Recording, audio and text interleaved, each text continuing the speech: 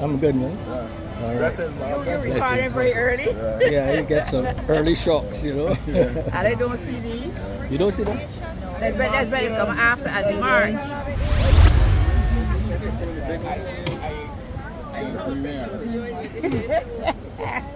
Praise the Lord. Hallelujah. All right. Why son, listen to the words of this Bible. Blessed be the honor for nation and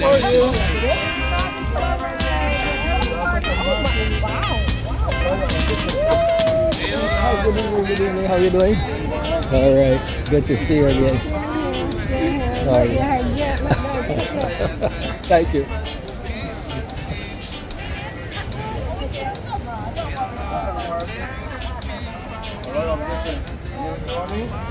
You want people to come down? I want one for the healthy people that walk out to attend this function today. Come on down and hear what is going on with our life. I'm out the whole Barbados. Trust me. Knowledge of education. Yes. And the scenery is beautiful. Look at it. Look at where you walk with sunlight shine, and the bluebirds in every tree. May there be a silver lining, like a very glassy sea.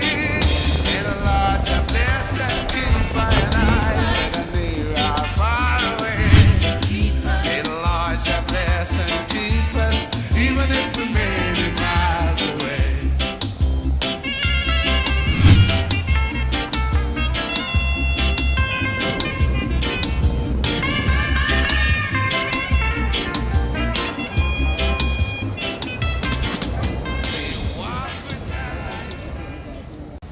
Well, good evening, ladies and gentlemen.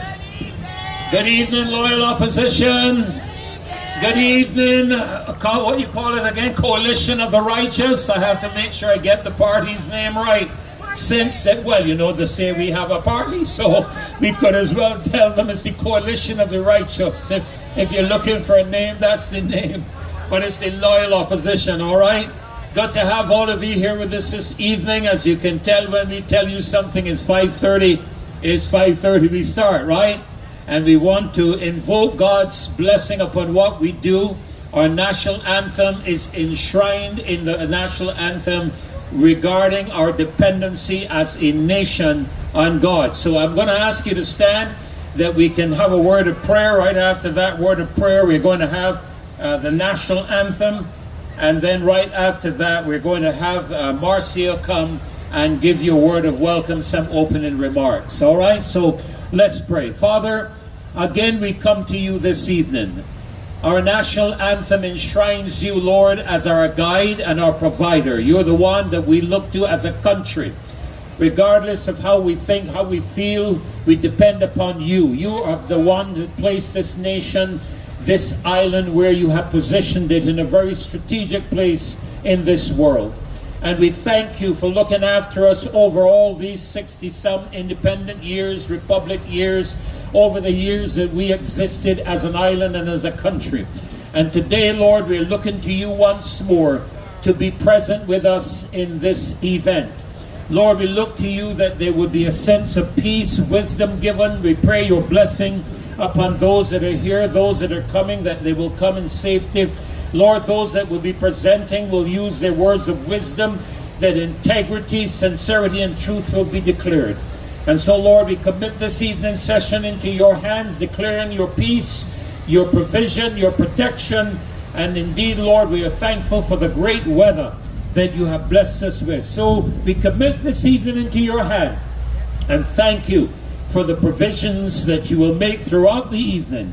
In Jesus' name, amen. Please remain standing for the national anthem.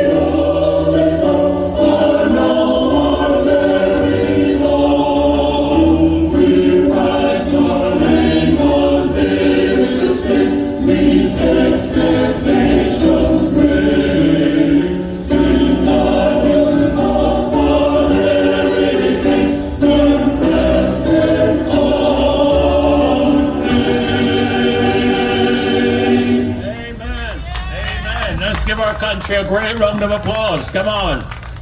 And let me correct myself quickly. We are apolitical, so we don't have a party, all right?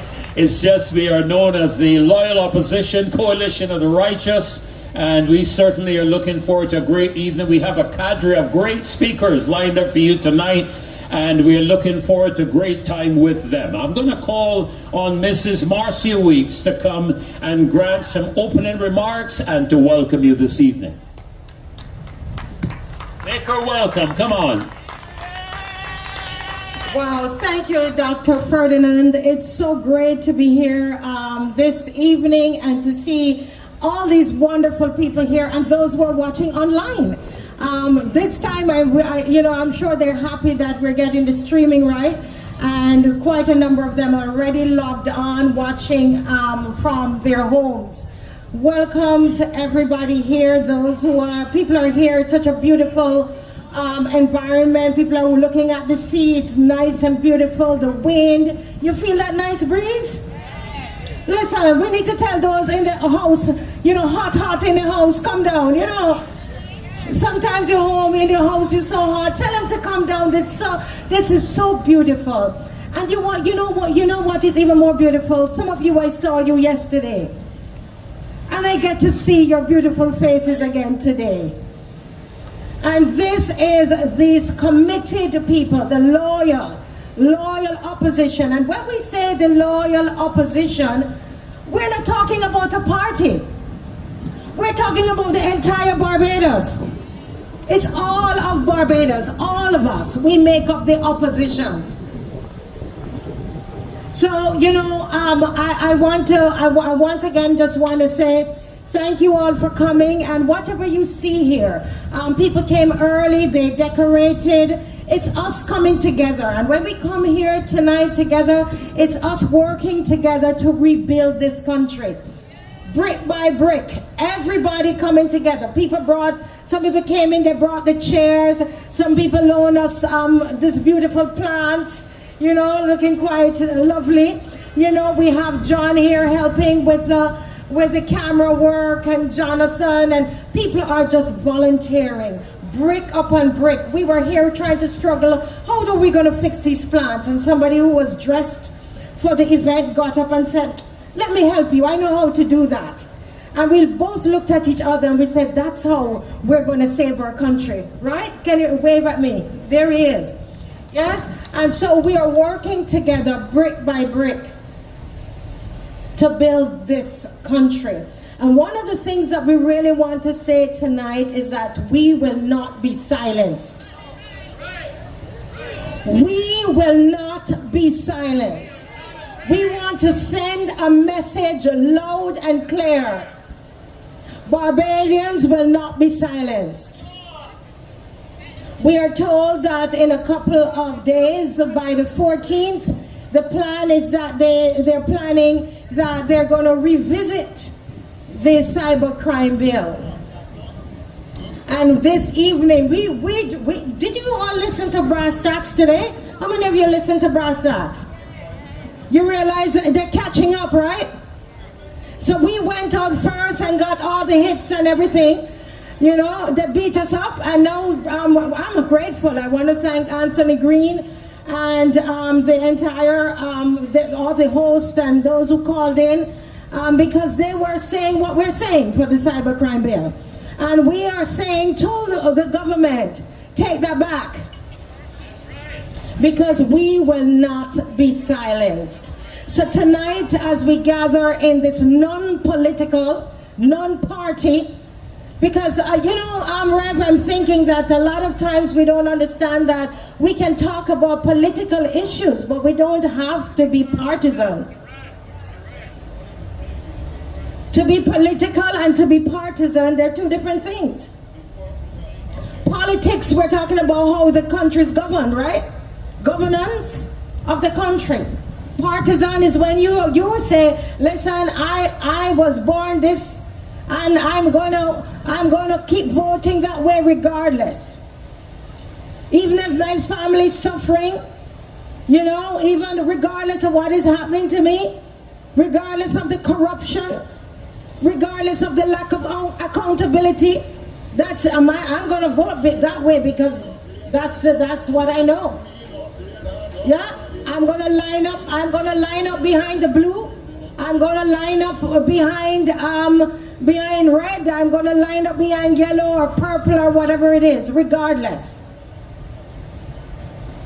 That is what is partisan. And so we're hoping that the education is getting through, that we can be political, we can talk about politics, and we don't have to be partisan. So tonight I see people are still coming in.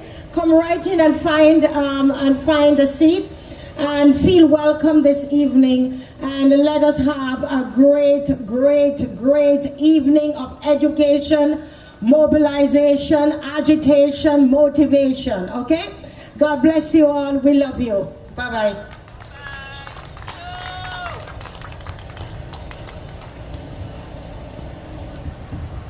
Thank you, Madam Weeks.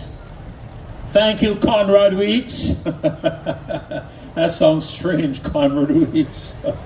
Well, ladies and gentlemen, it's really a joy to have you here with us this evening. And I'm so glad that Marcia spoke to the matter of politics and partisan, because we are here about the political governance of this country.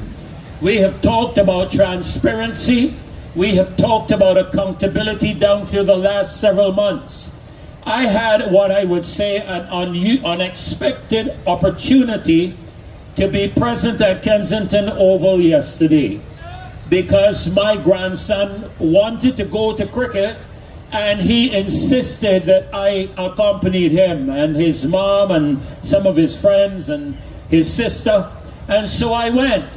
And as I sat in that facility, it's a lovely facility, isn't it? Kensington Oval is a lovely facility. But as I sat there, I looked around and I was exceptionally challenged to find $50 million in Kensington Oval. And I thought I was the only person. And I turned to a young man next to me and I just said, you know, I am finding it so hard to locate $50 million as I'm looking around. And to my surprise, he turned to me and said, that is the same thing myself and my two friends here were just talking about. We cannot see $50 million in Kensington Oval. There are no additional stands. There's a makeshift stand that they have off on one side. And listen, I hear that there was a comment that the place was jam-packed. Now, if I understand a place is jam-packed, it means standing room only. That is a blatant lie. I was there. There were empty seats in the bleachers. There were empty seats in the stands that I was in. The place was full, but it was not jam-packed. So don't let anybody fool you that it was jam-packed. So I sat there and I thought to myself, the government has to give the people of Barbados an account of $50 million for that facility. That is called transparency. That is called accountability. And if you borrowed the money to do it, you are not paying it back. The people of Barbados have to pay it back. And as the people who have to foot the bill, we are demanding to know how you spent it. What money was spent in lights? And I'm told that some $7 million was spent in something that did not come out of the $50 million that you borrowed.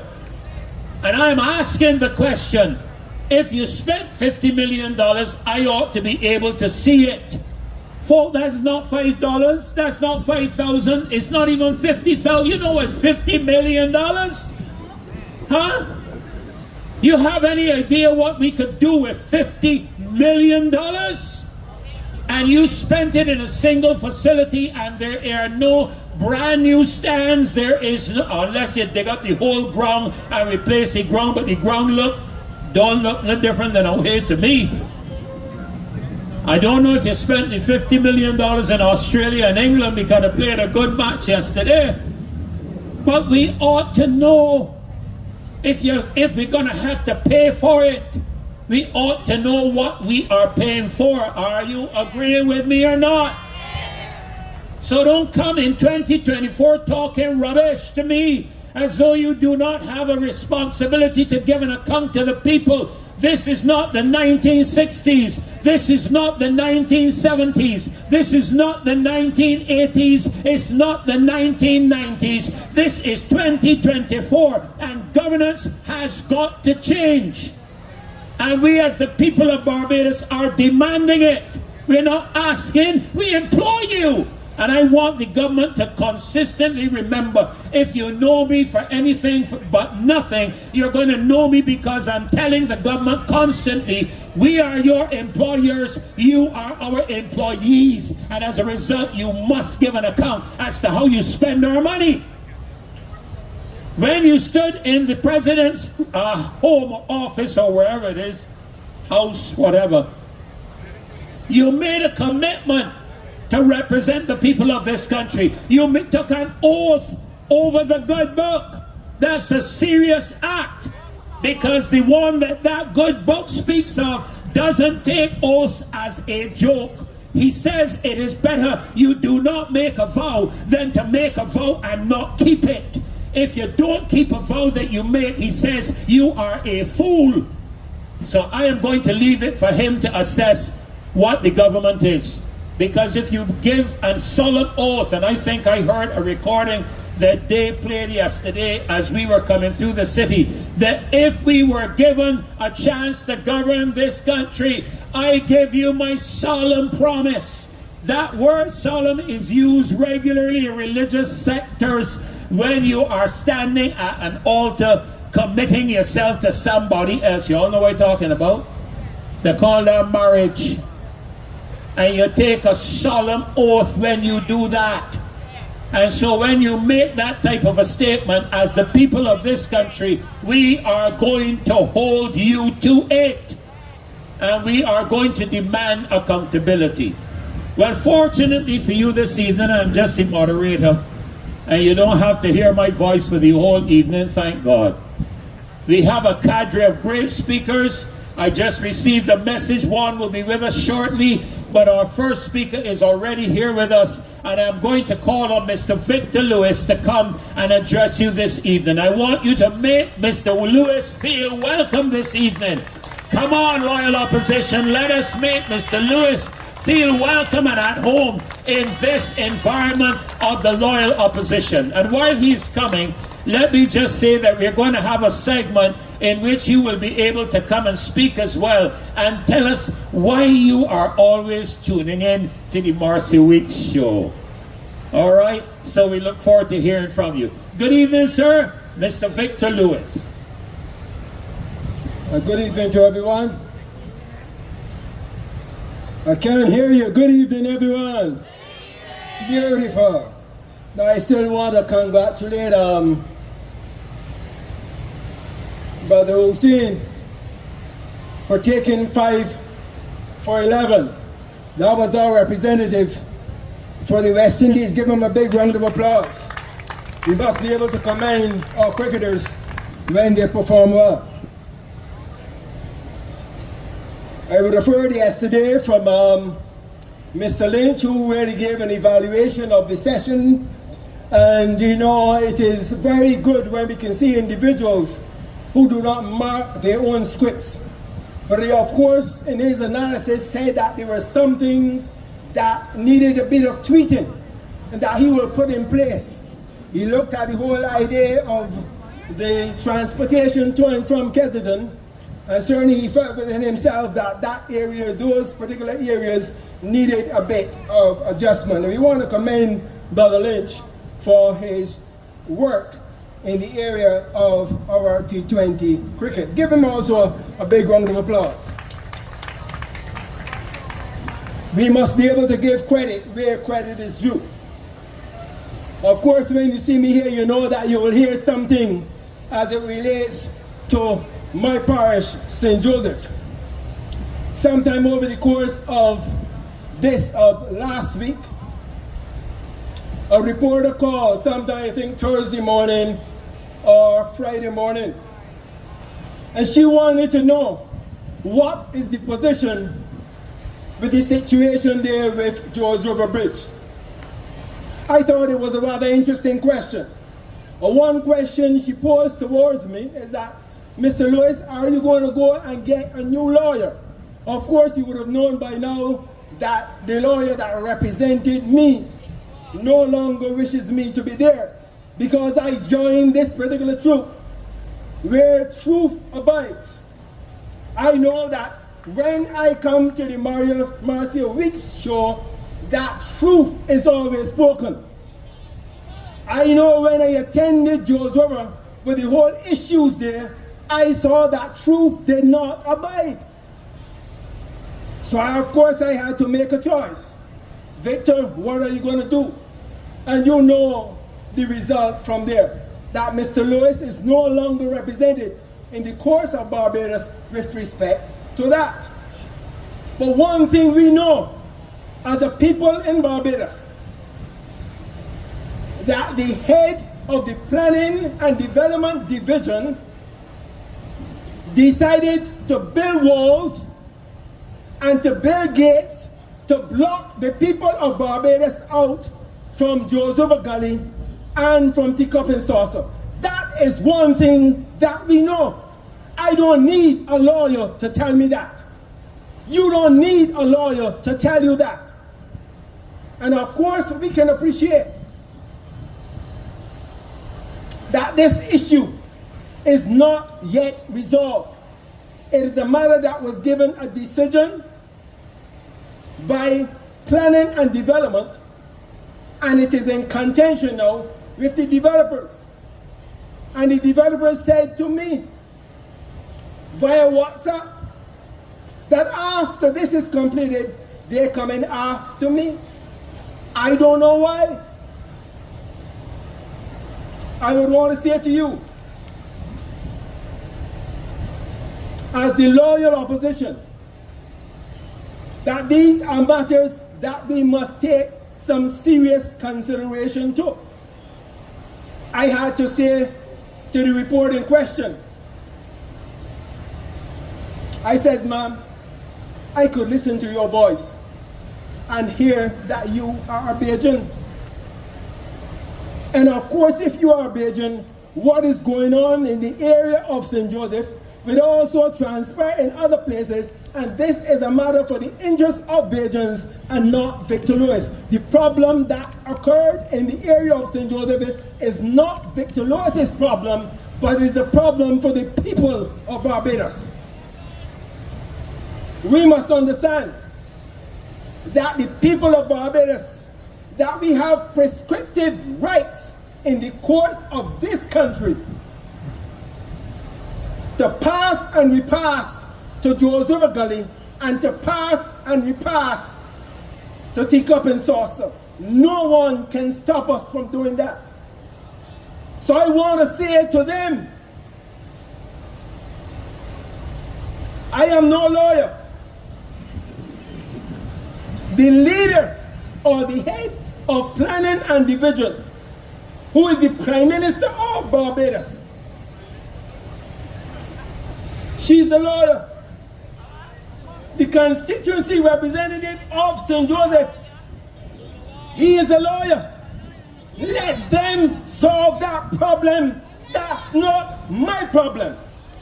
They took my name and used it in court to bring about an injunction to stop what they knew was wrong. And now my name is no longer there. I want to say to all the people of Barbados that we have prescriptive rights to access George River Gully or Teacup and Saucer. I would want to make it clear that my neighbor's ring will never be silenced, or it will never have a price. I also heard that a philanthropist in the area of St. Joseph, who lives somewhere in the area of Catawash, was looking for me. But I want for you to tell him that Victor Lois's neighbor string don't have a price. And the philanthropists are those individuals who walk around with dollar bills looking to bribe you.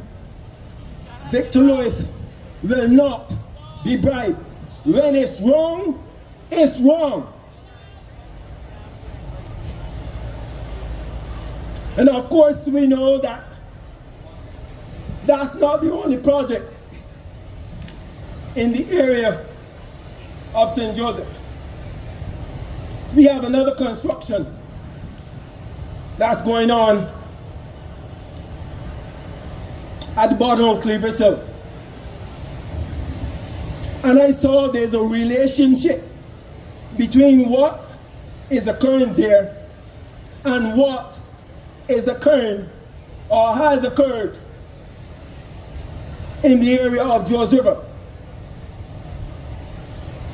That bridge that you saw that was placed to give us access from Bathsheba to Calawash, that bridge was not a gift to the people of Barbados. That was designed in such a way to make us believe that we have access from Bathsheba to Calawash via this bridge, while they blocked us out by walls and gates at the said bridge. When your morning words and evening words don't add up, something wrong. Whenever we drive through the area of St. Joseph now, if I can get a little water, when we drive through the area of St. Joseph now,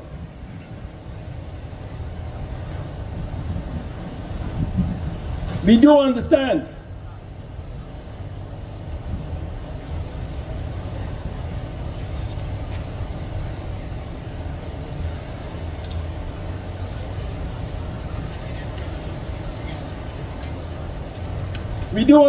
that we are seeing many burst pipes,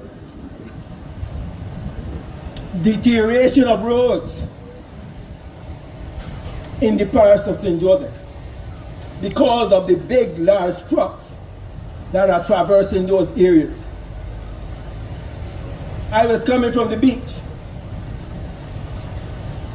on Wednesday morning up to Hillswick, and I saw a massive abuse of water where a truck came down to the area. Pipes are burst, water spouting in the air, and no one there to turn on or turn off, as the case may be. That's our water that we paid to put into the aquifers of this country that was there being wasted.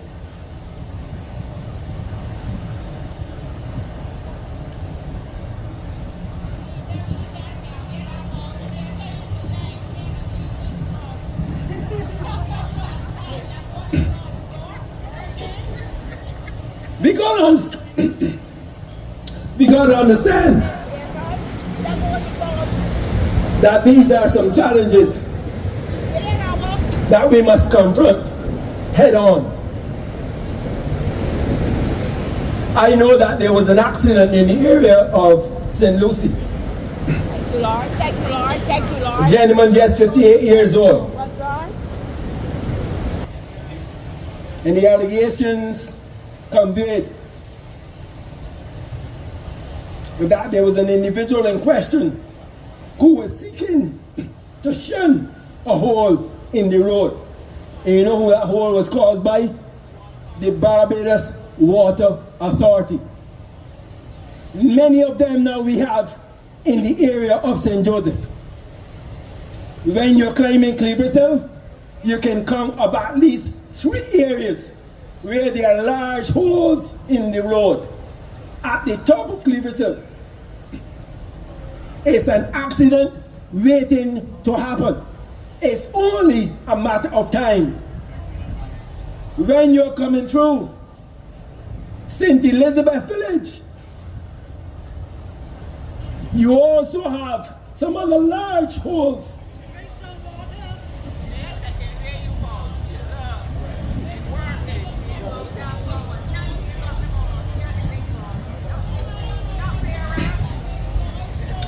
You're also having some large holes. That is not in the best interest of the traveling public of this country. St. Elizabeth Village also poses for us an accident waiting to happen. When you go into the area of Hastings, burst means in the area of Bathsheba, burst means in the area of Hastings, burst means it not only challenges the safety of the traveling public, but it's also challenging the safety of our health. And of course, you know I'm from St. Joseph, so maybe my hoarseness is because of that dust that we are subjected to in the area of St. Joseph. Not only do we have problems in terms of the road, we also have problems in the terms of our utilities, electricity, internet. Every single week, we're in challenge with those particular amenities. We talk about the welcome stamp, where individuals can come on board and enjoy working here in Barbados. Of course, we know that that is a challenge in St. Joseph, because every single week the power is off or internet is gone.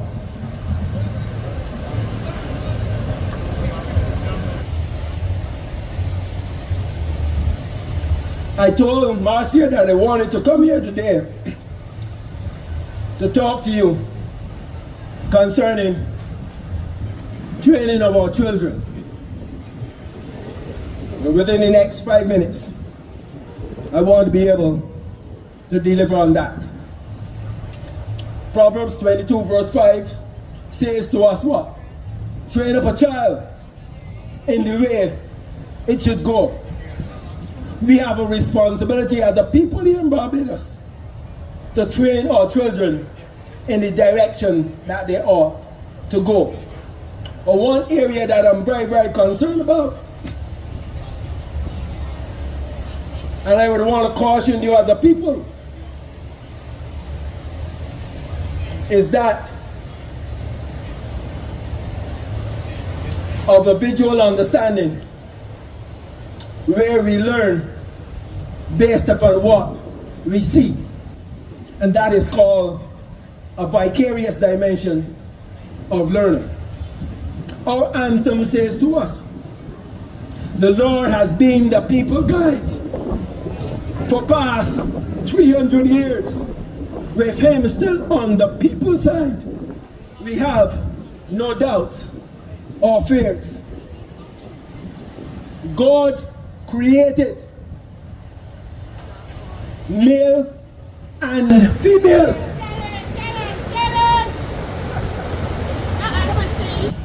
He did not create Adam and Eve.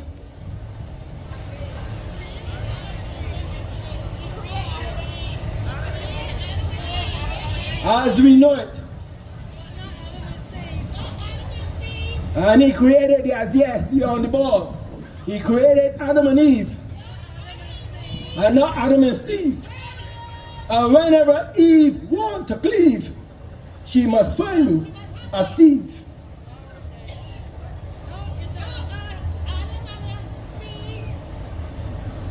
I taught at the Alien School for some 28 years.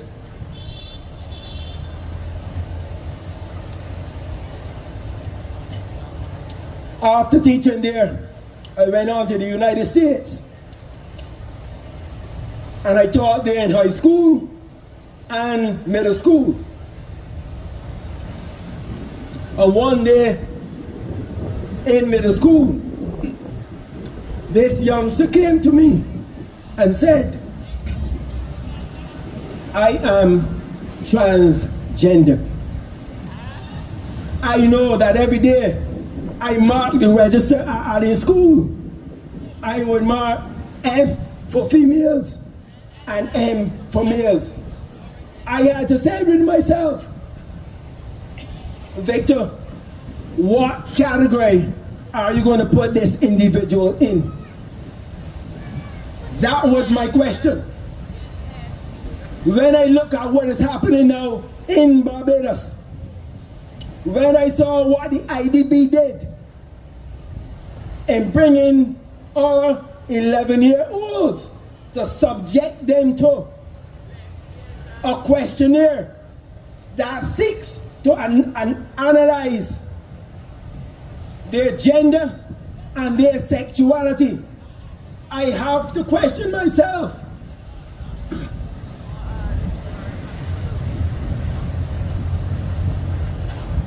What is going on in Barbados? What gates are we going to continue to open? I had to say with myself that our society, the way we learn as a people, is currently being challenged and challenged significantly.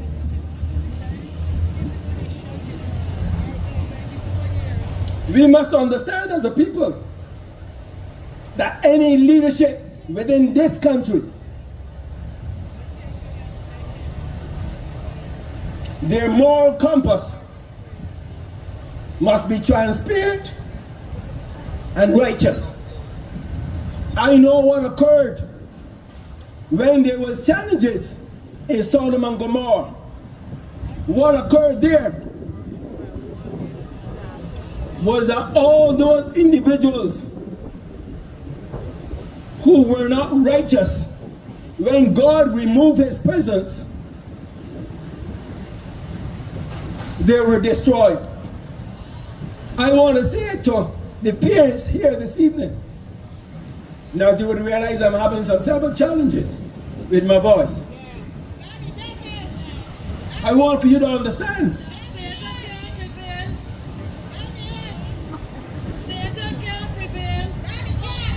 that when we look at leadership as we know it, when you see Marcia Weeks, you see Dave Weeks.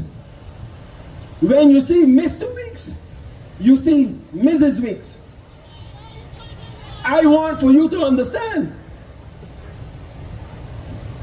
that when we identify with leadership in our country, we need models that our parents can follow. My question to you is, when you look at the moral fabric of the leadership of our country, what are you seeing? That is no surprise to me. What occurred with the IDB? It is no surprise to me when I see women being like women. But when we see the boys in our schools like women, something wrong. There is a creeping compromise that our society is now being subjected to. And whenever we look at leadership, we must be able to ask ourselves the question, what type of moral image is being projected to the children of Barbados? That question is a valid one and must be seriously considered. We cannot look upon leadership in this country, not now or not before. And give me one more minute. way back when Edutech started. $400 million was wasted by the same Prime Minister that is our Prime Minister today. Then she was the Minister of Education, but now she is the Prime Minister of Barbados. I'm saying that what occurred then will occur now. Edutech never got off the ground. It has been an abuse of funds, and we still have an environment where funds will continue to be abused. My question to you,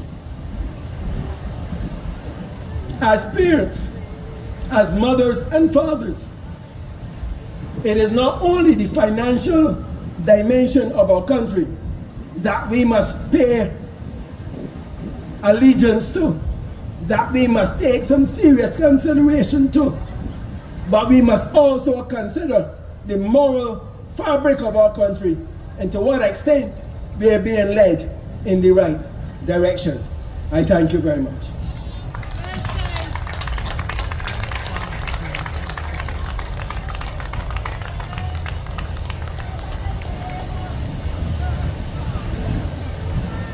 Come on, let's hear from Mr. Lewis this evening. In spite of his vocal challenges, we want to thank him for taking the time to come and share with us this evening.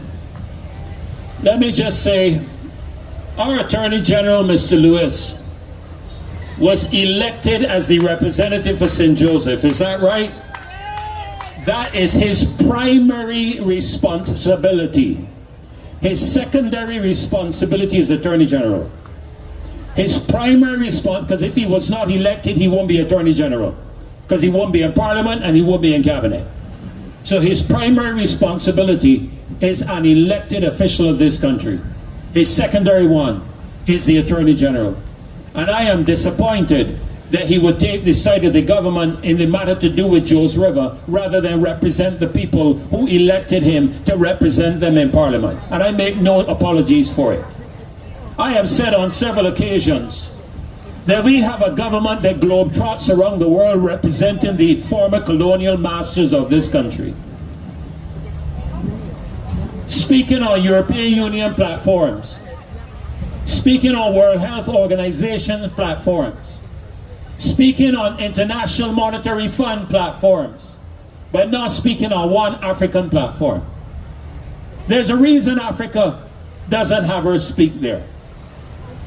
We were told that we were supposed to be going back to our ancestral roots. Well, my ancestral roots do not lie in Europe. They do not lie in the United States. They do not lie in the United Kingdom. You are supposed to be representing the people of this country, not the global interests of an agenda of international agencies that couldn't give two farthings about the people of this country. Do you think the International Monetary Fund is interested in any hardships Barbadians go through?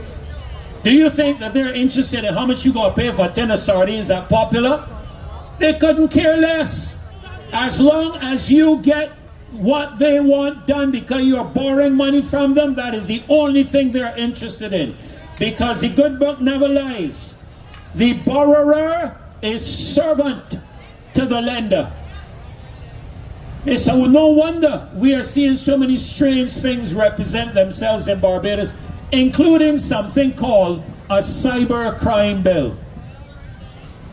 If this cyber crime bill passes, this meeting will only be face-to-face.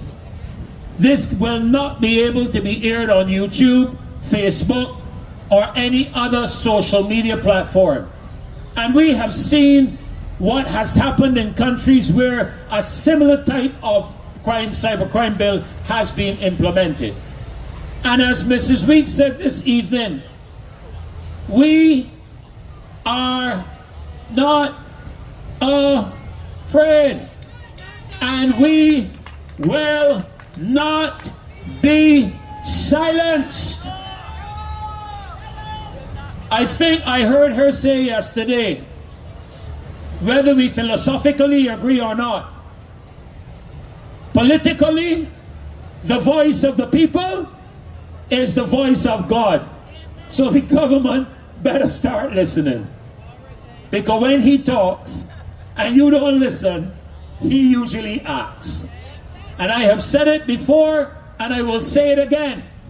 He does not need an election to remove a government. Don't tell me I'm inciting anything. If I incite anything, I incite from upstairs. And you will have to deal with him.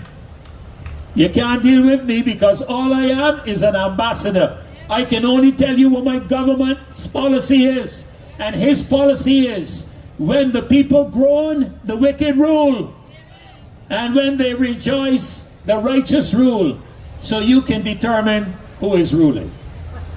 Ladies and gentlemen, our next speaker, I must say, I'm in an unusual position because I've had to rub shoulders with so many different people of all walks of life. But I find there's one common thread that binds us together. And that common thread is that we are citizens of the country of Barbados. I do not care whether you are Barbados Labour Party, that is irrelevant. I do not care if you're Democratic Labour Party, that too is irrelevant. I have no interest in whether you are Muslim, Hindu, Buddhist, Rasta, Christian or otherwise. If you are a citizen of this country and what is happening here is affecting us, we all need to rally together in order to correct what is happening. I was recently on a platform and the person talked about repairing the breach.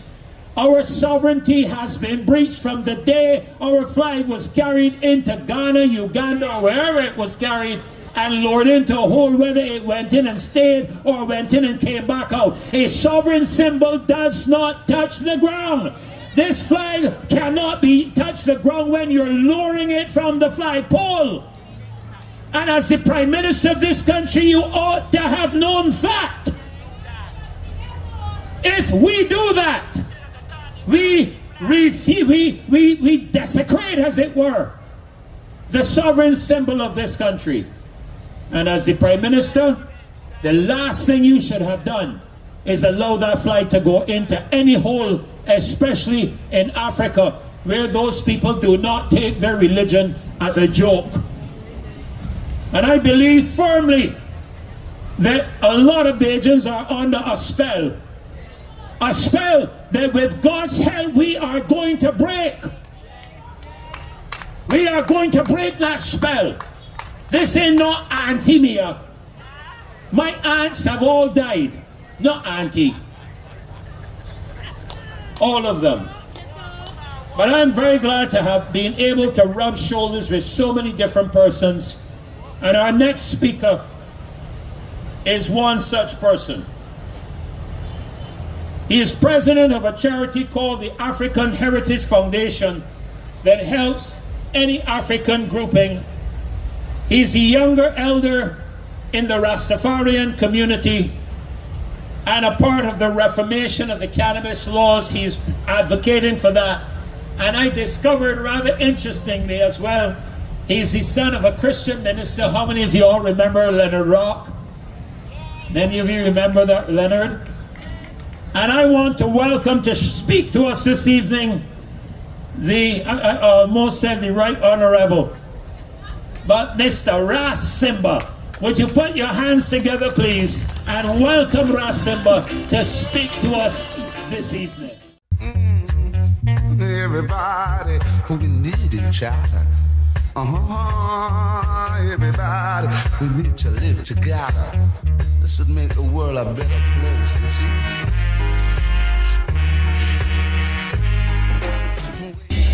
Give thanks, give thanks. Blessings on the day, greetings to everyone. I must say give thanks, Marcia, for having me, you know. Give thanks for everyone for coming out. You have to raise the mic, I don't have the biggest voice. So I give thanks to the loyal opposition. I give thanks to the people for coming out. You know, yeah. You need to really give yourselves a round of applause. This is not an easy time. Before I left home, I was listening to a new reggae artist, you know, and he's saying that Just because they're black, it doesn't mean that they're better than the old slave masters. Just because they're black, it doesn't mean that they're better than the old slave masters. They've removed the chains, but they whip us a little harder. To understand our position, we have to understand the essence of our people, and it's about our people, African descended people. You don't see Indian people here, you don't see white people here. They're doing all right. We as a people are the people that are being affected. African descended people. Generations of us to come are being affected and will be affected by what we do or what we do not do in this time. Whether we stand up or whether we sit down. I don't know if many of you know the name Marcus Messiah Garvey.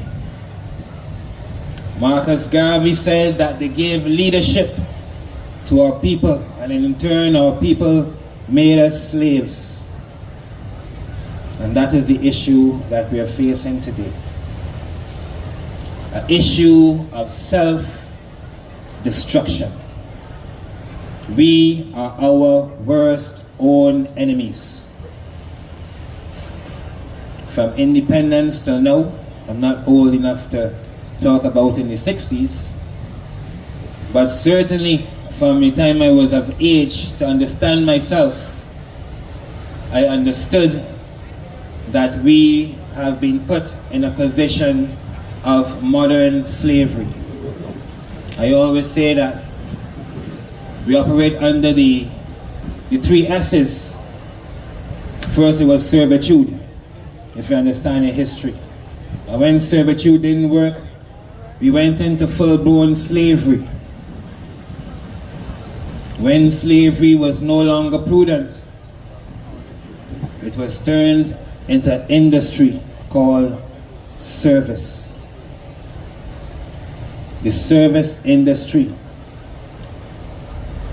And I want you to think about it.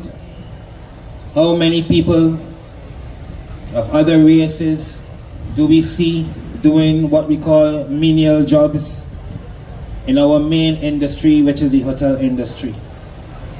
How many white maids do you see? How many white grounds people do you see? Understand that the system of apartheid was perfected in Barbados before it left for the shores of South Africa. You have to know your history. Barbados operates under what we call a perfect system of apartheid. If you understand what slavery was or what slavery is, it was an economic venture. It wasn't because one race didn't like another race and we just went to beat us up and make things hard. It was an economic venture. How do we get a people to make money for us? In the beginning, they had to beat us to work. Now, we work freely. We do it with smiles on our face because we don't understand. The last time I spoke here on this platform, I asked the question, what does a Barbadian government look like? Since then, I've been doing my own little survey asking people, in your mind, what does a Barbadian government look like? And for those who weren't there when I spoke, I said, there was a man called Stokely Carmichael, I believe it was him, that said he had traveled through the length and breadth of Africa and he saw many African people in government, but he was yet to see an African government, and that was in the 60s. And I put it to those gathered that we have seen many Barbadians in government, but we are yet to see a Barbadian government. And what would a Barbadian government look like? I asked my partner, my queen, my most trusted advisor, what would a Barbadian government look like to you? And her answer was, one where we do not have to beg for the changes that we want from our representatives. It seems that if we want something done, we have to put them on blast, put them in the media. I'll give you an example of this. I think it was the last parliament I wanted to come. I think that was the first parliament that was going to be held, or the second. I wanted to come.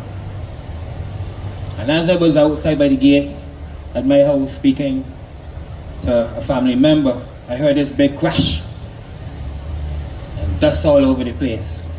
And this big mahogany tree came down. I know you would have seen it in the papers the next day, the Sunday morning, with a lady pointing, right? That's my queen. And she had told the nation that for over the better part of 10 years, they were telling the NHC about this tree and the dangers of this tree. Now the tree has come down, half the tree came down. Thank goodness nobody was hurt. A couple of people's, property got damaged.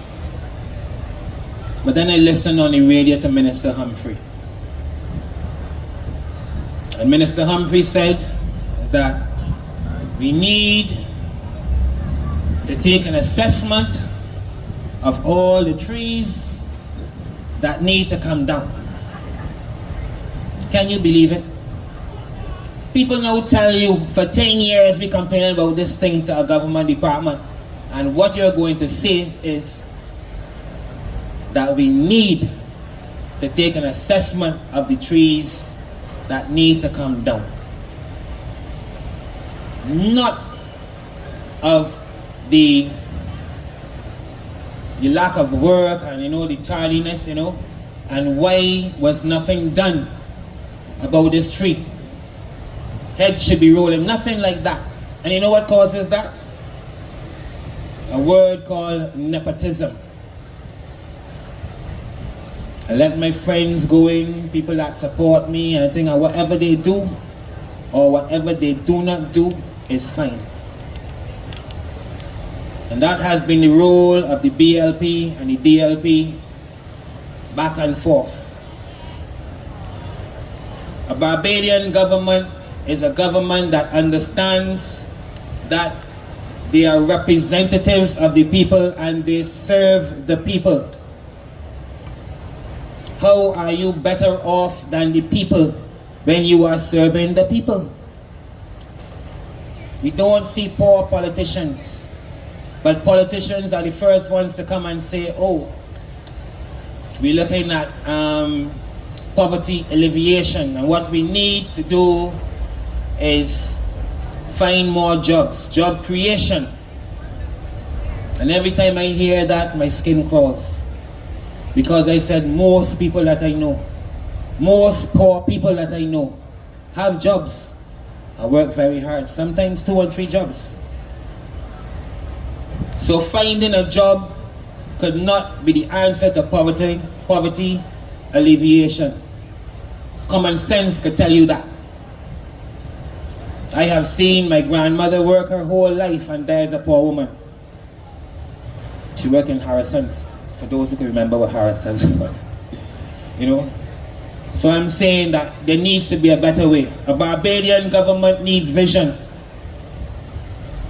And for the better part of 1966 till now, we see 2 parties fighting against one another for the opportunity, in my estimation, to get in office to rob the people.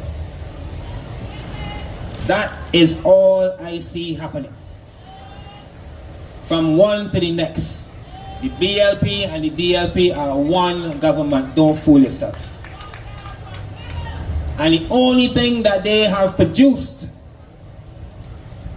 is more sufferation for the people. Right now we're in a time where the middle class is a class I call the credit class, because they're living on bare loans and bare credit. We have a government with no vision. We borrow money to do what we need to do, and then we borrow money to pay it back. And then we borrow more money to pay that back. And we continue so. And you know the saying that goes, he who pays the piper calls the tune. So Barbadian people are not calling our tunes. Our tunes are being called for us. And all we do as good little sheep is listen to the promises and the lies of two political parties that are jockeying themselves to take advantage of the people. I put it to you, if people really cared about doing something for the betterment, what do? They come together, they unite. Unity is the strongest force that we have. And if these people that assert themselves as politicians, really not our representatives, really cared about Barbados and Barbadians, they would have united a long time ago. But we know how it goes. One party comes in, they implement something else, another party comes in, they take that out. And what happens? There's no progress for the people. There's wastage of money. And then what they do? They add on more tax for us to pay, and somehow we're expected to find it. The other day, I was reading, when they had the parties had the picnics. The BLP gave away money. I don't know what the DLP gave away. Well, that's very good. But they have nothing to give. They both have nothing to give. But I looked at it in the paper, and I was seeing, and I was hearing the Prime Minister saying that we're almost there. And I had to ask myself, almost where?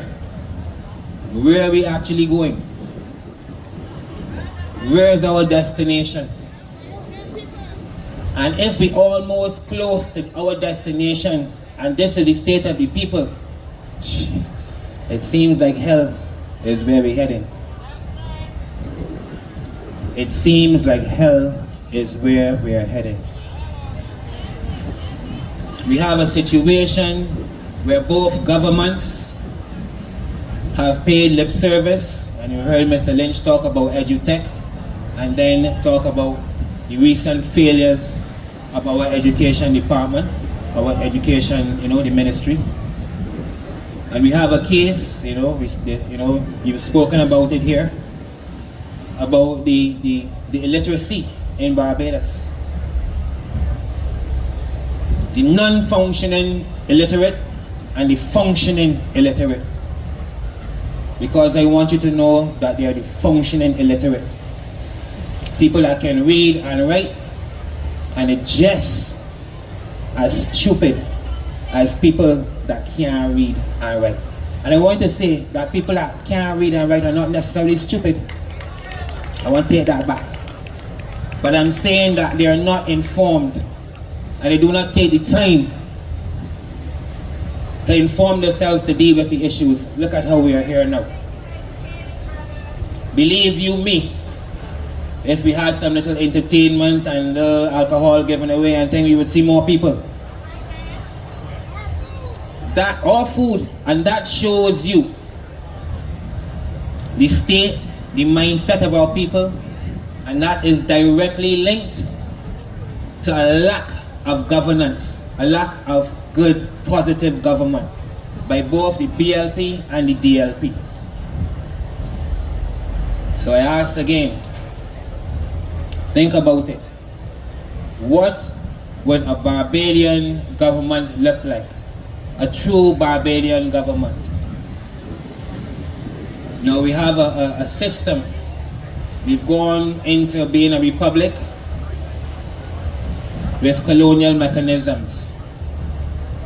Our whole system of governance, the Westminster system of government that we use, is directly an import from our colonial experience. And we have not seen it fit to address that. We have many laws still on the books from that time. I said before, our parliament, not this parliament, and we have to be careful in this parliament because this structure doesn't even look too good, is the second oldest parliament in the world. And we seem to be proud of that. But that was the place that made us less than human. That was the place that upheld the law of slavery. Because remember, slavery was a law. And there are many of us who cannot see beyond BLP, DLP. And if you understand, and if we know our history, we would know about a woman called Harriet Tubman. They call her the Black Moses. She ran in the height of slavery, an underground railroad. And Harriet Tubman said that she would have saved many more people, many more slaves, if she could have convinced them that they were slaves. And this was in the time of shackle and chain slavery. Can you imagine that? So I want you to task yourselves with thinking beyond the politics and the politicians that we have grown accustomed to. To think beyond the abuse that we have been subjected to. Now you've heard that I am a champion of sorts for cannabis. I'm a Ras Simba. What do you expect? On Tuesday, I go to court. Have you heard me say? To represent my human and my constitutional rights as a citizen of Barbados, who should be free to practice my religion, my spirituality, to observe it freely without interference from the state. When challenged at a joint select committee meeting, I challenged the Attorney General, and he said that they were going to pass this, they were looking at passing a medical marijuana bill, strictly for medicine. And sacramental and recreational use, which he lumped together, will be looked at later. And I said that you cannot lump the sacrament and recreational together. And our good Attorney General stood up and he asked me, he said, Mr. Rock, please explain to me the difference between recreational and sacramental. I took that as very offensive. I said, Mr. Marshall, people go to parties like Blakey's and places like Blakey's to enjoy themselves, have a good time, have a good drink and, enjoy themselves. People go to their places of worship to praise the Lord, praise their deity, whoever they worship. Within doing that, they will enjoy themselves. But if you're going to church just to enjoy yourself, I put it to you, you're going for the wrong reason. He had nothing to say, so he sat down. He proceeded to pass an act, and I watched Parliament. Ministers get up and talk about, one minister got up and talk about, he remembers a young man trolling with the rastas in the pine. Again, offensive. Because you're going to bring a bill that disregards my home as a place of worship. Strictly because I am Rastafari and I belong to the category of what I call the 3 R's in Barbados. They're rats, they're roaches, and they're rastas.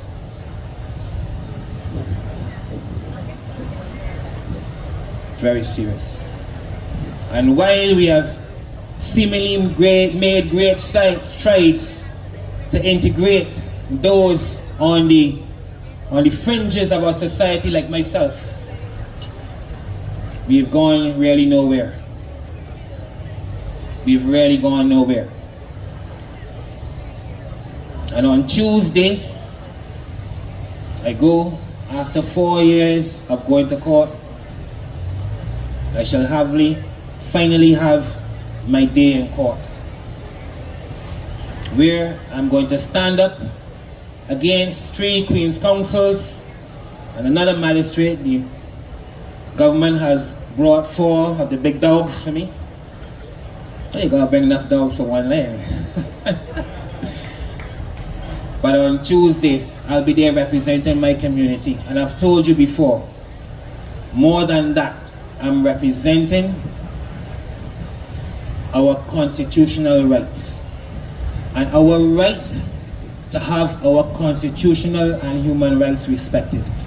So if you're sitting there and thinking, oh, this is about ganja, it's about cannabis, it's about drugs, and no. Today it is me. Now you all face it with this cybercrime bill. Our constitutional rights. If you can do it to one, you can do it to any. And I want to end just as I started with a quote. Now, I grew up in Trinidad. I was born in Grenada because, as you heard, my father was a Methodist minister, and it was the policy of that church to move every 5 years. So I was born in one place, I was moved to another place, around and around, and I finally ended up here. But I lived in Trinidad the longest, so I consider Trinidad my home. And in the words of a Trinidadian calypso called Bali, in a song called Shaka, he says, he's speaking about the revolution and the spirit of Shaka Zulu, that great South African warrior. And we need a revolution. I'm not going to call it a coup. Officers, it's not a coup. But we do need a revolution of conscience. And Bali says, Shaka Shaka, if you touch my brother, tell them, you have to hit all of them. Thank you so much for having me. Thank you, Marcia. Enjoy your night.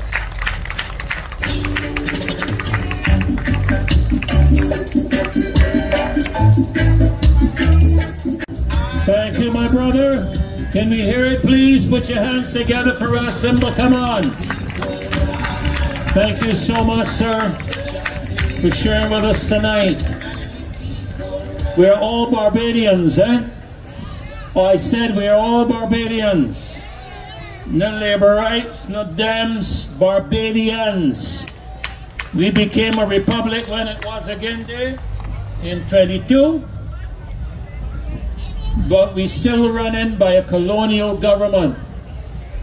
We should change that quick and become something different. Where's the Constitution? Where's the Republic Constitution? Another subject for another time.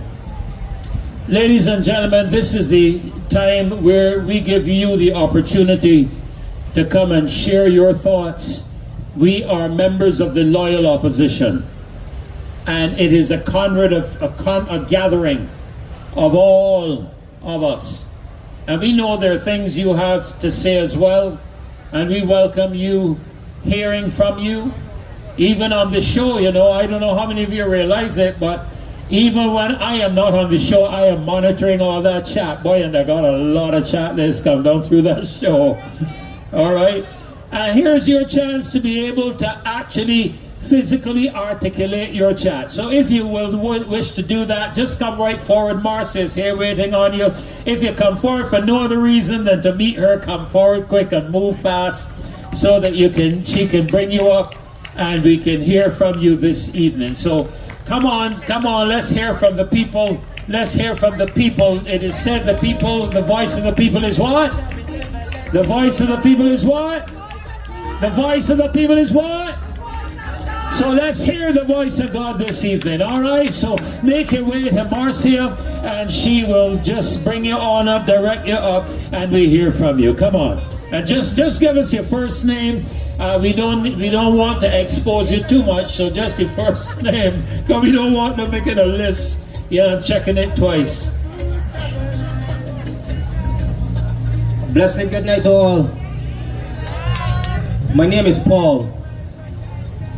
One of the things that I believe we should be more concerned about is who we associate ourselves with.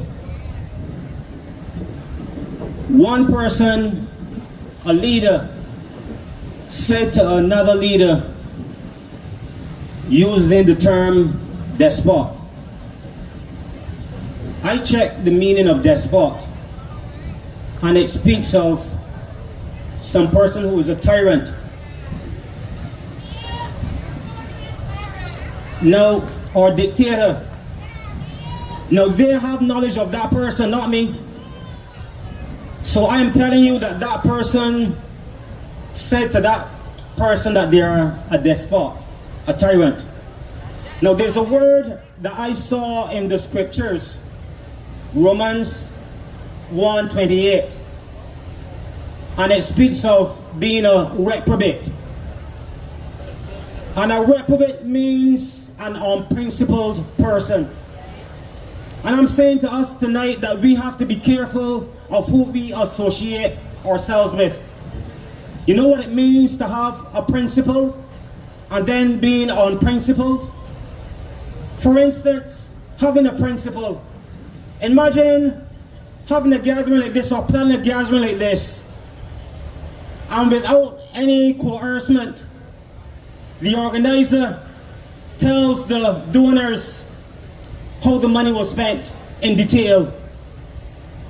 That person has principle, has character. But when you subject our children to an illegal examination without even informing the parents, that shows you have no principle. And then when you turn around again and give our children a drill unknown to them, traumatizing them, that shows you have no principle. When you get behind closed doors and make rules and laws against the people without their intervention, that shows you have no principle. That speaks of reprobate. I did not say it, the scriptures say it.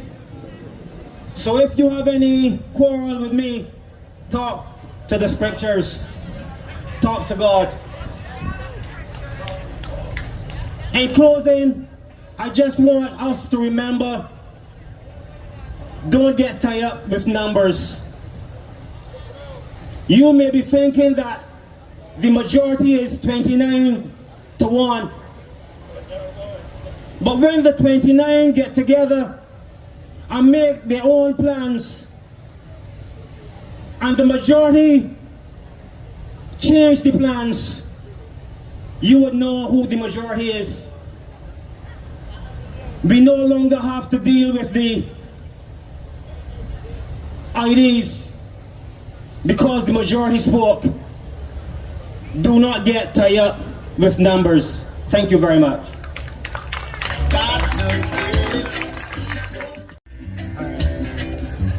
Hello, good night. My name is Kimar.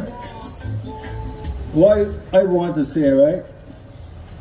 How can you take someone serious who have made Rihanna a national hero?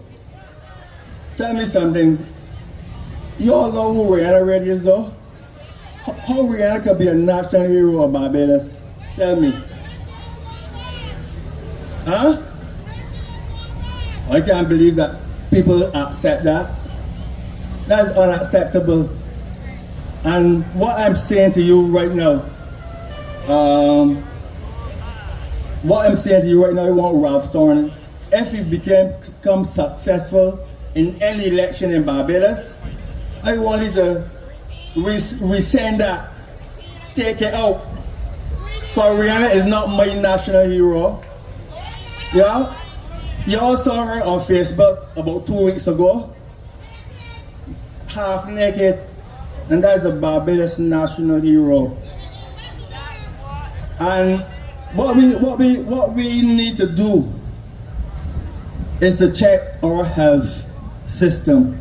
A lot of people in Barbados right now are suffering and need attention, especially with cataract, right? And what are the hospitals doing? What are they doing? Tell you come back next 2 years. And next man come back now you're blind. Huh? You go back for cataract and then you come back next year. You know? The dental system is down. Right now you know people that went to get the teeth fixed at the polyclinic below Purely Bakeries. And every time you go there, every time you go to the polyclinic, then you come back, the equipment is working, right? And what they are doing, they are sending people at dental clinics to get x-rays. If you want x-ray, they're giving you a piece of paper and tell you go and Belleville at this dental clinic to get x-ray. We need to get our systems working again so Bajans can let me return to how our health system used to be in the past. All right? That's what we need, because a lot of people in Barbados are suffering from health issues and there's no help. The bus system is down too. If you listen to Brass Stacks, I think it was Friday. A lady said that she works at the defense force, and you imagine the woman was supposed to work to go on. I think it's 1 o'clock, and the bus that she was waiting for came after 4 o'clock. So what is that telling you, that this government is running the country well? The people in Barbados are suffering for attention. We need attention. But most of all, what I'm saying to you all, the cybercrime bill is something that we need to get rid of as well. Because that is hampering democracy, right? We don't need that.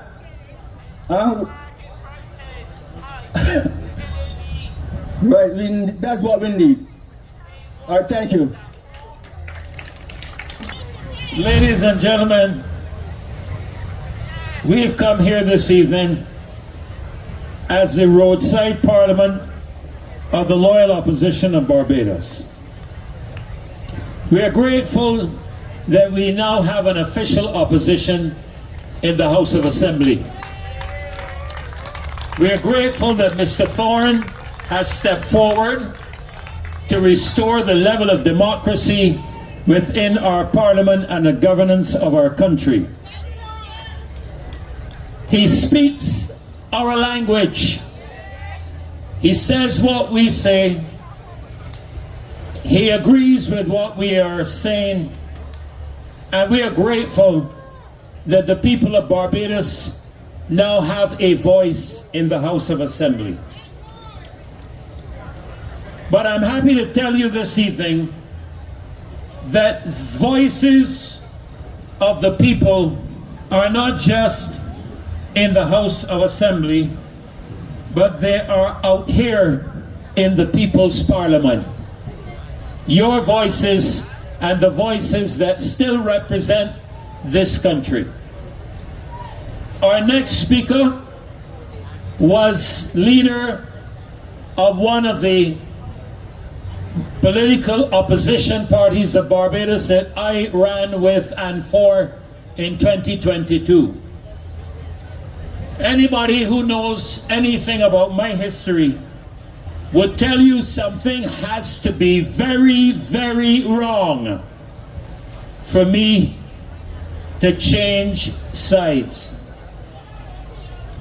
But when things are not what they used to be, and when principle, integrity, transparency, and accountability are at risk, there comes a time when a man has to make a choice. And that choice must be made on the side of integrity, honesty, accountability, and transparency.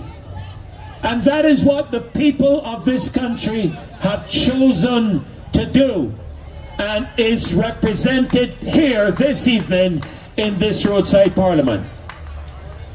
So our next speaker that comes is a reverend just like me. And I want you to know that he is as committed to his country now as he was then. He has never stopped being a Bajan. He is a Barbadian. And while you may not have heard his voice as often as you should, you're going to hear it this evening. And you will discover that his convictions and his commitment to this country have not changed. I speak of the Reverend Joseph Atherley, and I ask you to welcome him this evening to our stage to speak on behalf of the people of Barbados.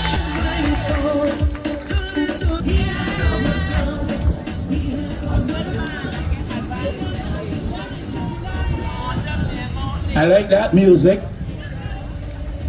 It is Sunday night. I would normally be found in church trying to instruct people at this hour, so that type of music is familiar to me. I identify with the truth. God is fighting for us, and God is on our side. He has overcome. We will not be shaken. We will not be moved. Jesus, you are. I thank you for having me here tonight. Lend your ears to what I have to say. I appreciate, Marcia, the invitation that comes from you and Ferdy and the team. Always, always, always, I am ready and prepared to open my mouth and to express the sentiments of my heart in the interests of Barbados, notwithstanding who is bothered by that, who is upset by that, who would want to respond to that in negative and dark ways. And I'm glad for the opportunity to be here and to share with us tonight just for a few minutes, and thank you for having me. Governance is a critical component and element in the pursuit and practice of a healthy democracy. Good governance is critical to the pursuit and practice of healthy democratic structures and systems. An opposition presence, opposition power, and I'm very careful to say that. Opposition presence is vital. If there is to be good governance, if there is to be healthy democratic practice. But opposition power is also critical. There are those who would want to suggest that the government of the day, of any day, and I'm not just talking about this government and this day, the government of the day is the government, that's it, end of it all. A good governance culture requires that there be a healthy opposition presence and a good dose of opposition power which is recognized and respected. Those in Barbados who would not have us to have an opposition with a healthy presence, properly recognized, and endowed with some measure, a healthy dose of power, do not operate in the interests of Barbados. Those who are in the corridors of government, of parliament, and who are blind to the fact, that it is not in the interest of Barbados to have this type of one-party dominance, which we're now practicing, they are in fact very blinded. God surprise me up. I applaud Ralph Thorne for the decision he took to cross the floor and to give effect to some form of opposition structure and presence in the parliament and in the public domain of Barbados. I hope he gets it right. I'm not getting into Democratic Labour Party business. I'm not talking about that. I'm talking about his having the courage to get up one day and to cross the floor, well knowing that as you pursue the interests of Barbados, it is likely that your own personal interests will not be best served. And so you're willing to make the sacrifice and to take the step that others around you are not prepared to take, because they are principally so, concerned about personal advancement, personal privilege, and personal interests. If you are interested in Barbados, you cannot sit down in a one-party dominant culture and context and not recognize that it needs to be given vent, expression, exposure to opposition opinion, opposition presence, and opposition power. Now, when I crossed the floor, and I have to tell you that technically, this is not the point, but just in passing, I have to tell you that technically I did not cross the floor. When I moved from one side of the parliamentary structure in Barbados, so to speak, to the other, Parliament had not yet been convened. So theoretically and technically, Joseph Atherley never crossed the floor. I made the step before Parliament was convened. But that's a debate for those who are interested in political theorizing and so forth. The point I want to make, and to use their language, when I crossed the floor, they said he was a good for nothing. He was not to be trusted. He has done it for money. I never asked any one of them for a cent, before nor since.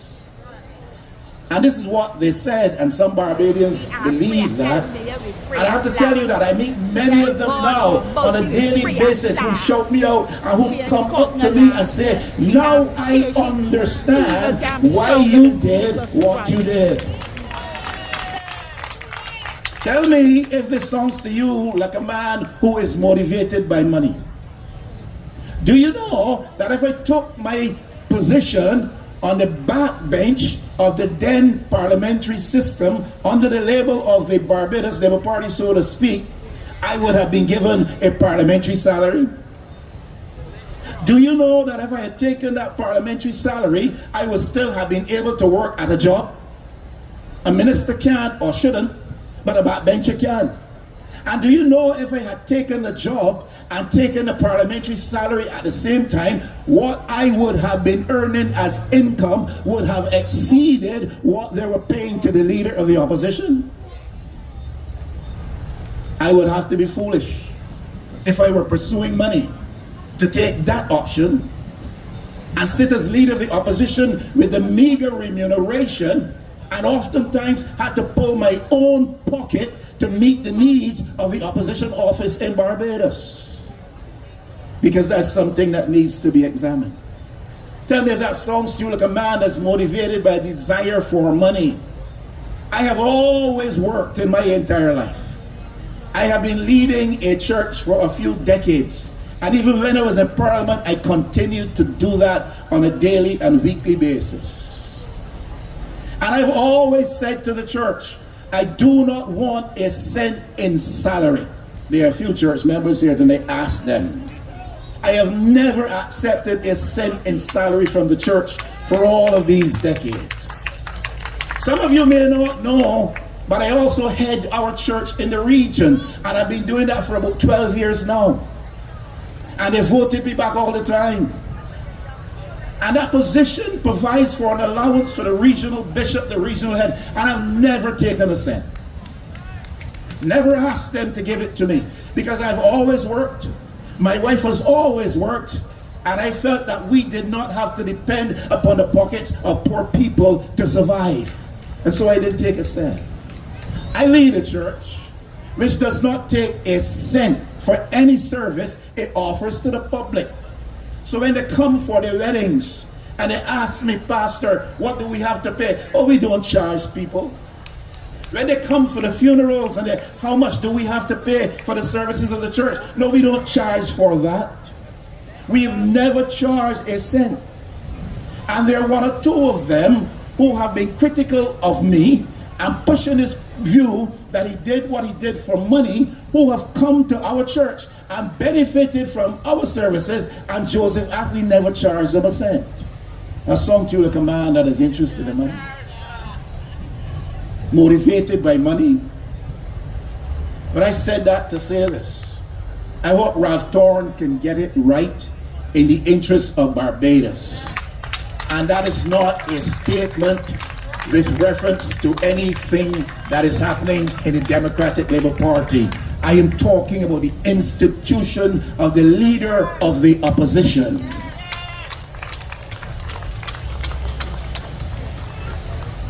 So an opposition must be afforded presence.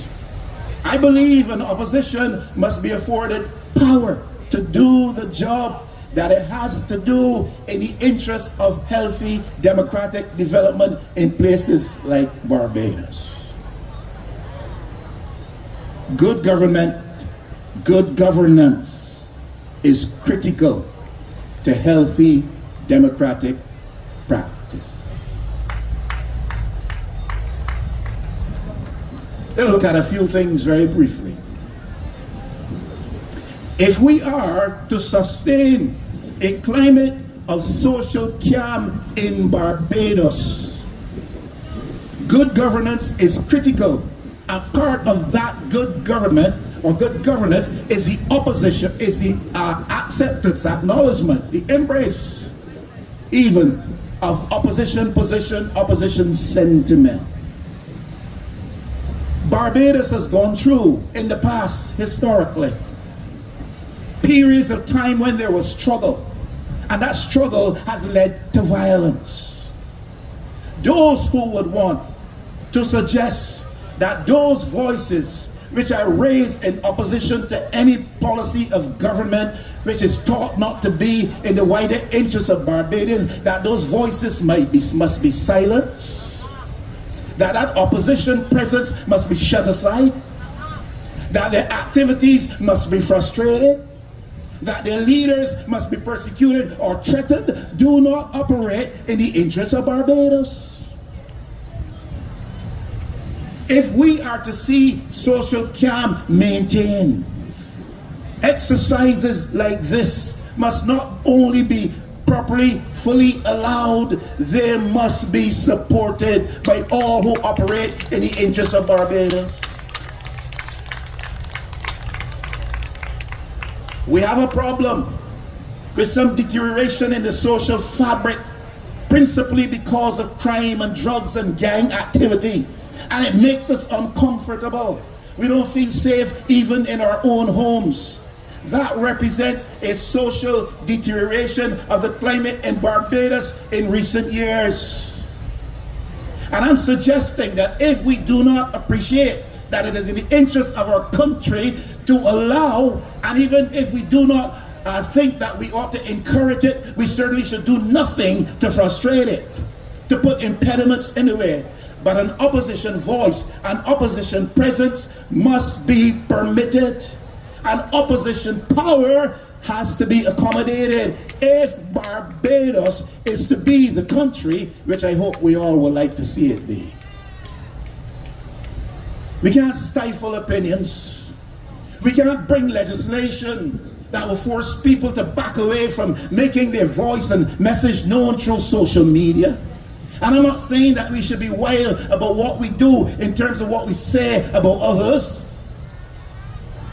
But I'm saying you cannot bring the kind of legislation phrased and worded in such a way as that people feel intimidated that they cannot say what they feel strongly to be in the interests of Barbados. There are things said about us in the social media, especially sometimes. I just met an individual just before I came on here, and she said to me, "How is Sabrina?" I said, "Which one? Which one? I know about 2 or 3 Sabrinas. Which one are you talking about?" "The one that had the trouble that you went to court with." I said, "I don't know that young lady, because I don't know her. As far as I know, she's no relative of mine. I never went to court and sat down with her, but that was in the social media print, that she is Joseph Atherley's sister, or was it daughter, and that he attended court with her today. And because he attended court with her today, you know what the outcome of this thing will be, and pretty soon you will hear nothing more about it." Listen, I don't know the lady from Eve. The point I am making is that we must perhaps make the effort to protect people's integrity, people's reputation, by making sure that the regulatory frame within which we operate is such that people are not harmed willy-nilly by what mischievous people decide to say or write. But at the same time, you cannot so phrase and bring legislation that will so intimidate people that if they see something wrong in Barbados, they don't feel that they can say something is wrong. And that is the role of the opposition. Sometimes the media sector is so influenced by the governors of the day that we cannot fully rely on the media to properly put the message out. And so groups like this, and people like Marcia Weeks and Ferdinand Nichols and Caswell Franklin must tell the people of Barbados, look, you have heard this said and you've heard this said, but listen, this is the truth. We have to have that if we are to have a healthy democratic culture and practice in Barbados. If we are to ensure that social calm obtains, the issue of good governance becomes critical, even with respect to our economic activities. Look, through the system of government and governance under which we operate, the limited resources which we have as small pocket nations must be wisely, prudently, and properly, appropriately used. If our resources are limited and scarce, think of your own pockets. Hello?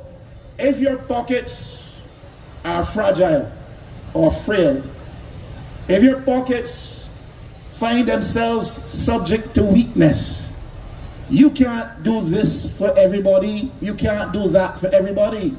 So you begin to discriminate because you must. And if I have $10 and there are 3 people waiting to be served by that $10, I must either divide that $10 between the 3, among the 3, as evenly as possible, or I must give 1 and leave out the other 2, or give 2 and leave out the other 1. That is said to you to be illustrative of the fact tonight Barbados has limited resources. The question then becomes, how do we distribute those limited resources among the masses of the people?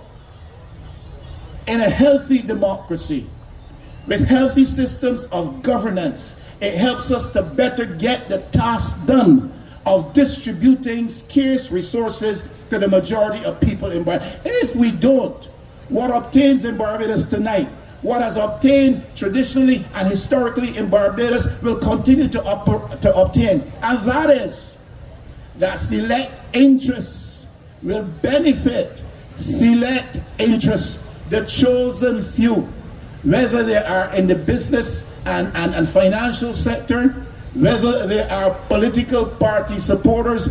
Once the pool of funds out of which a government operates is a limited pool, then the government will decide by a process of some form of discrimination who will benefit. In our history, it has been those who are the entrenched economic interests in Barbados. In other words, those who have are getting more, and those who have not are not being sufficiently resourced and benefited out of limited funds. A good governance structure in a maturing and developing democracy puts us in a better position to service the needs of those who depend upon the public purse. If we don't do that, whose interests are most served? Whose interests are most prominent? Who gets the first call? Hello, if it's a small contractor, he's up against the big contractors. Who gets the job? The big contractors. Because at the end of the day, in a system of government or governance that is not healthy, decisions will be made on the basis of what can best benefit this government and what can best benefit this party. And I'm not talking about B or D or Green Party or any other party. I'm speaking about principles. And therefore, if we are to be best served, that is our economic interests, so that the working class and the majority in Barbados can wake up every morning with hope in their breasts that somehow I will be blessed by the system. If we don't do that, it will not happen. What will continue to happen is that those who already have will get more, because they are in a position to give back to those who have given to them in the first place. So whether it is social camp, 2 minutes, 3 minutes, whether it's whether it's social camp or the economy, whether it is political development, we have to properly engage the political process. In the political process, we can talk about the voting process. In a healthy democracy, the voting process is a process that is improving. In the Barbados situation right now, our process of voting is not improving, it is deteriorating. And that's a fact. You know how many people went to the polls last time and the times before that? We got to deal. If you want to see proper political development in terms of the processes by which we are governed, you have got to have a proper system of governance underpinning that democracy. Institutions must have integrity. That is the justice institutions, the courts, there must be integrity attaching to that. You cannot have a situation where appointments to any judicial mechanism become subject to those who are the powers that be of the day. And you could set up a commission to make recommendations on people to be appointed, but if you have set up that commission, you then still have power over the members of that commission to get most of them to do what you want to see done. So when it comes to our institutions are deficient in too many ways. They are dysfunctional in too many ways. And if our governance system is to improve so that our democratic practice might be improved, we've got to treat to our institutions. Let me quickly say this. One of the principal institutions when it comes to proper governance and accountability is the Public Accounts Committee. Public Accounts Committee is led and chaired by the leader of the opposition. But it is a deficient system, I must tell you, because I know I have been there. You see, the government has the majority of members on the chairman might be the leader of the opposition, but he brings with him or her 2 persons. No, 1 person comes with him. 2 come from the independent senators. All the others come from the government. You know what can happen there? They're determined when you meet. They determine what will be the focus of the quorum. They determine who you could call to make accountable of their actions. Public Accounts Committee is a defective, deficient system in Barbados. It may be well-intended, and I'm sure Mr. Ralph Thorne is well-intentioned when he talks about activating it. But the numbers of the members of the government are so strong, they can influence where you meet, when you meet, what issues you look at, who you call to testify before the committee, who you can't call. And that is a fact.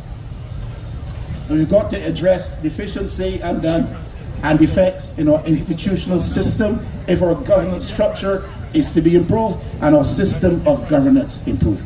The Auditor General does a fantastic job in Barbados, puts his finger on the pulse of what is going wrong in public service entities in Barbados. What becomes of those reports? How protected is he from being carried to court for something he has said? MPs, parliamentarians can stand up in Parliament and say what they want about you, and nothing befalls them. The Public Accounts Committee chairperson, the Auditor General must be in a position to give opinion based on evidence without a sense of intimidation that he will find himself in trouble. He should be able to recommend prosecution to the DPP, Director of Public Prosecution. I think an amendment was made to facilitate that. If that is true, it is good. And all I'm saying here tonight is this: if we are going to have a healthy democracy, a system of governance which itself is healthy and maturing, is critical. And it affects every aspect of our lives, whether it's social, political, institutional, economic. And the institutions which we have, we've got to make sure that they improve so they can serve the interests of Barbadians. I thank you for allowing me to come and say a few. Anything we can get, you are gone. That's just the way it is. You are not alone. From before time began, you are on your throne. You are not alone. And right now, in the good times and bad, you are on your throne. You are not alone. All right, Dave, don't get me going, boy. Get me going. I ain't a calypsonian, boy, but let me tell you, I like music. Get me going, I'll sing for the rest of the night. Ladies and gentlemen, put your hands together for Reverend Joseph Atherley, please. Great, great, great presentation tonight. And Reverend Atherley, I want to assure you that we are going to hold Mr. Thorne to account too. Don't doubt that for a minute. And the Public Accounts Committee is going to be transparent. The people will be watching. He has committed to public appearances. The cameras will be there. We will know. And we will know who they are and what they're getting on with. Politics in Barbados must change. We are done with this rubbish. No more games. Don't get in Parliament talking crap and behaving like little children. Do the people's business and stop acting like a child. The Apostle Paul says, when I was a child, I behaved like a child. I spoke like a child. But when I became a man, I put off childish things. All we can see in Parliament is a bunch of children who don't know how to discuss and debate. Don't get me started. Don't get me started. Before I bring on our next speaker, I'm going to give you a brief moment. I understand there are one or two of you that have something to say. So make your way here quickly, please. Come, come, come. Whoever you are. Whoever you are, listen, I like an auctioneer. Whoever you are, going once. Whoever you are, going twice. Whoever you are, going 3 times. Sold.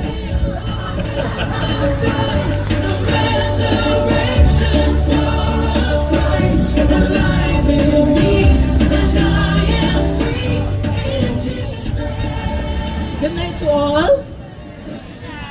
Yeah, what's going on now in Barbados, do not be fooled by this government. The Prime Minister is working politics on you all. Check all states and check Kensington. You all need to, you all need to stop, you all need to get your act together. Don't wait till election time and vote her back in. You all need to talk about the issues of what's going on in Barbados. There are too many issues.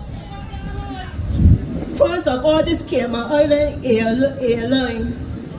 The government is too silent on this.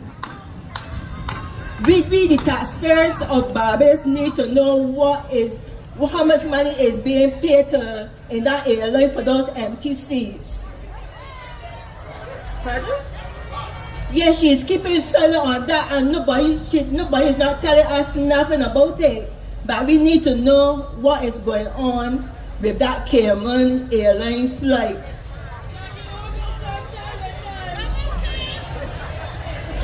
And another thing with this hospital, so many things going on at that hospital. Nothing has changed at that hospital. You're going in there, you're spending, you're going there in night time and you have to go home the next day, you're sleeping in there. But you know they're coming over last week more. They tell you some different things, they're coming, even the specialist, he come and tell you all kind of sweet things just to fool you. People need to go down there and see what is going on. But anyhow, you all need to stick with Rafton. DFP need to get the act together. We cannot afford to vote back in this government. This Prime Minister playing politics for your own money. You think that because she playing politics for your own money, but y'all don't know that. She studied politics. That is what she does, study politics. So you all need to get, I hope Rafton got his group together. And you all need to come out strong and support Rafton.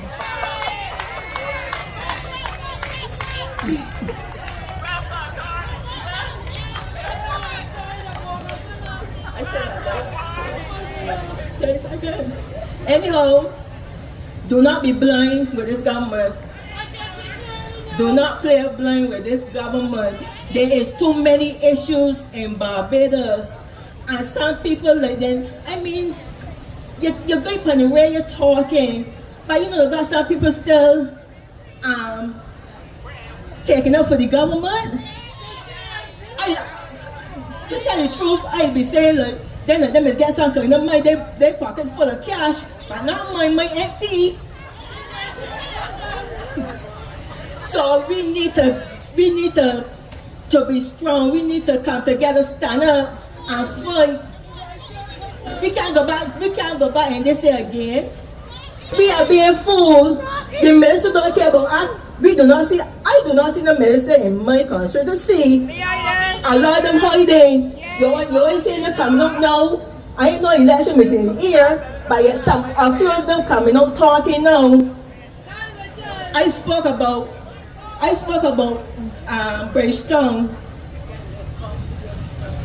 Let me tell you, I already talk about they painting up and then doing this and that. We're gonna Bridgetown still the same thing. They had the crash show yesterday.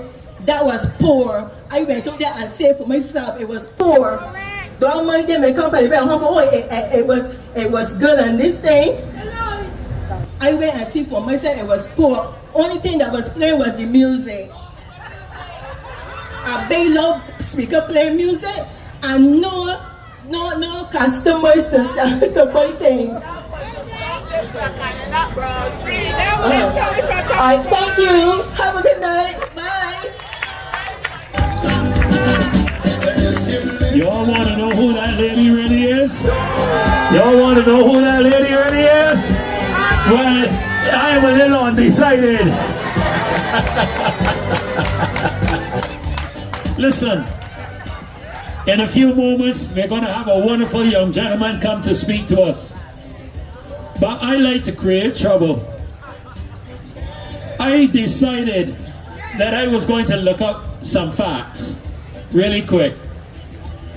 And I decided to look up Barbados' position in the corruption index in the Caribbean, to discover that in the Caribbean and Latin America, Barbados ranks number 3 in corruption. And they say, this is Statista, which is one of the top areas for statistics. They say that the index is a composite indicator that includes data on the perception of corruption in areas such as bribery of public officials, kickbacks in public procurement, embezzlement of state funds, effectiveness of government's anti-corruption efforts. My goodness, we are number 3 in Latin America and the Caribbean.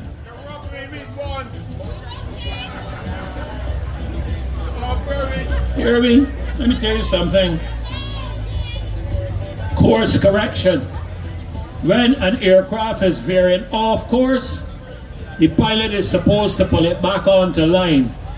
And if he don't pull it onto line, he gonna end up somewhere where he don't intend to be going.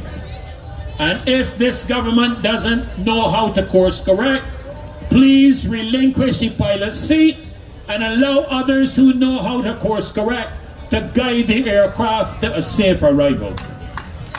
Ladies and gentlemen, one of the things that has been a blessing to us is the number of young people that we are seeing coming to the forefront on the behalf of their country.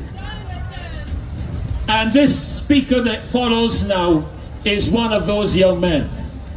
We have all benefited from his knowledge, and when I say we have all, I mean we have all benefited from his knowledge, even though we may be older than he is. But that is the respect that we in this movement have. You see, that is what this is. It's a movement, and it's difficult to stop a movement, especially when you have people in it like our next speaker. I want you to put your hands together and welcome to the microphone Mr. Kimar Stewart. Come on, make him feel welcome this evening. I pretending to be good, just pretending to be good. I pretending to be good, I just pretending to care about people. I just pretending to care about people. I just pretending to care about people. I just pretending to care about people. Good evening to all of the members of the Roadside Parliament. I want to say how happy I am to be here with you on Hastings Rocks in Christchurch. This is a very special place for all of us. We sit on the coast of Barbados enjoying the ocean breeze, and this is one of the few areas that are left for the public of Barbados to come and enjoy the serene beauty of our country. So we must give thanks for a space like this. If we continue the way we are, spaces like this will become non-existent for all of us. And soon, very soon, you will see another hotel popping up here to compete with the one that is right there. So let us keep the fight going. I am very happy to see you all. I am very happy to be on the platform sharing with you. And this evening, I want to speak to you, Barbados and Barbadians, because I want to plead with you, my people, Barbadians here and across the globe and diaspora, and ask you a question. Are you willing to learn from your past mistakes? Are you willing to learn from the errors that we made as a people? Are we willing to correct the mistake we made in 2018 May when we voted 30 love? Are we willing to correct the next mistake when we voted 30 love again in 2022? And I dare say a questionable 30 love in 2022, because for the first time in Barbados' history, Barbadians were banned and robbed of their right to vote in a general election in Barbados. I want you, Barbadians, to focus on those two mistakes that we made and ask yourselves that question. Are we willing to learn from our past mistakes, or are we willing to make that mistake a third time? The journey of Barbados, 1966, independence. Many of you would remember the joy and the excitement associated with that time on the Garrison Savannah. And Barbados, since then and before, has been marked as a country of struggle. Our life of Barbadians was characterized by the struggle, and that struggle involves the family, that struggle involves friends, that struggle involves work, that struggle involves the church, that struggle involves the community, that struggle involves clubs, that struggle involves fraternity and otherwise, camaraderie.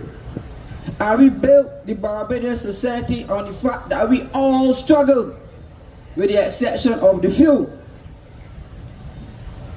Today, all of us are forced to deal with the issues and the struggles associated with making that same mistake twice. So I want to ask you, are you willing to make that same mistake a third time? The joys and the excitement of independence that it brought to this country, that many Barbadians today in 2024 can still stand proud and celebrate what independence means to them. Not only as an individual, but as a country. Independence means the world to Barbados, and it means the world to us as a people. However, one cool day in Barbados led to that joy and excitement being overtaken by pain, anxiety, confusion, and anger, when it was declared in the midst of the worst world's health pandemic that this country was going to a republic. And Barbadians were left out of the experience of a republic. The children of independence can never say that about Barrow and independence. Independence involved all of us. However, the republic involved a few. And Barbadians had to go through the most inhumane treatment to do social distancing and wear masks. Those who were invited because they had a list of who could have attended the Republican ceremony. And they did not invite Caswell, a senator. So I am saying to you, my people, that the difference between then and now, you were there at the garrison, but who was there to celebrate republicanism? We were left out because republic was never about us Barbadians. That on October the 20th, 2021, a constitutional amendment act was passed in this country for Barbados to install its first president. That the Parliament of Barbados voted to install this president under a new republic, and in the midst of COVID, and you were robbed of that life experience. So the same way people continue to celebrate independence today, who will celebrate one of the most draconian and wicked exercises to take this country to a republic and rob us of that experience, and then going as far to disrespect not only the father of independence, but to disrespect the people of Barbados when they wanted to change November 30th from Independence Day to Republic Day. And if not for the people of Barbados standing up and using the free education that was given to this country and speaking out against it, after the leader of this country, along with her no work ministers, stood and said that they were never going to change it. They said that they were not going to change the anthem and some other issues that were going on surrounding independence of Barbados. But then they still went ahead and tried to change it. So we have to also deal with the struggle of lawyers in leadership. That was not the independence experience of Barbados. We had true statesmen who wanted what was best for Barbadians. They were nationalists. They were about what happens here. But that has changed. Our error. It has changed. So the average man and woman in Barbados being left out of this republic, being told that we now have a Barbadian head of state. What they did surrounding even that moment was to say that the president of Barbados will only have a 4-year term. You can count the years. She was installed in 2021. This is 2024. So you have 1 more year until the term of the president of Barbados, Sandra Mason, is up. And in the Constitutional Amendment Act, which speaks to the term that the president of this country will serve, it says that the Prime Minister, in association and consultation with the leader of opposition, shall extend the term of the president for another 4 years after they have consulted with the president and the president has agreed with that. They went on to say in the legislation that Parliament can increase the tenure of the president by 6 months if they believe that Parliament is likely to be dissolved. That includes if a general election is coming. And Parliament has that power. So I am telling you, by February 21st of 2025, Barbadians will be in the know as it relates to the future of the president of Barbados. And determining on if the president is allowed to continue in office or not, we will get a serious signal as to when general elections in Barbados will be held, and they are going to be held at latest January 2027 constitutionally. So pay attention to these things, people, all in the name of a forced republic that was never about Barbadians. This republic that we live in, one that involves the selling off of prime assets of Barbados, its land, the leasing of its airport for 30 years, and I'm sure when Richard Seeley comes on the platform, he will speak to that. We see people like Miss Ram, their properties being taken over by force. We see on the east coast of Barbados that people are saying that they own the rocks out in the sea. One of the biggest moments of celebration in Barbados is that there are no private beaches around here. And Barbados will never endorse the fact of private beaches in this country. These beaches belong to we. And we will remove any fence, any blockade or so within the law of anybody coming into Barbados, being sold land and being misguided by corrupt people, not just government, that they could own the rocks out in the sea.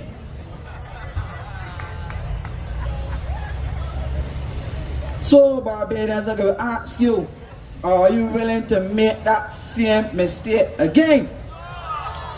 Are you willing to learn from your past mistakes? Barbadians, the promise of a referendum was never given to you. The promise of consultation, not only on the Republic, but many other issues, national insurance, was it afforded to you? No. Consultation about going into IMF program, was it afforded to you? So are you willing to learn from your past mistakes, Barbadians? I want to say to you, Barbadians, proud children of independence, that under this new republic, the struggles that are being introduced to you are completely new and foreign. That they're saying to you that you will no longer be a proud Barbadian if you did not take a digital ID. Remember that? And they were saying that you were going to be stateless. That you would not be a Barbadian if you did not take this digital ID. And they were going ahead with a deadline to say that if you did not take the ID by XYZ date, you'll be cut off for social services, cut off for holding a driver's license. Basically, you would have been nothing in your own country, Barbados. That was not the experience of independence, but it is the experience of a new republic, a republic without a republican constitution. Who goes to a republic first and then try to bring a constitution after? Make up the rules first and go along after. Not make up the rules along the way. But then again, that is mere mathematics. But she don't pretend to know about it.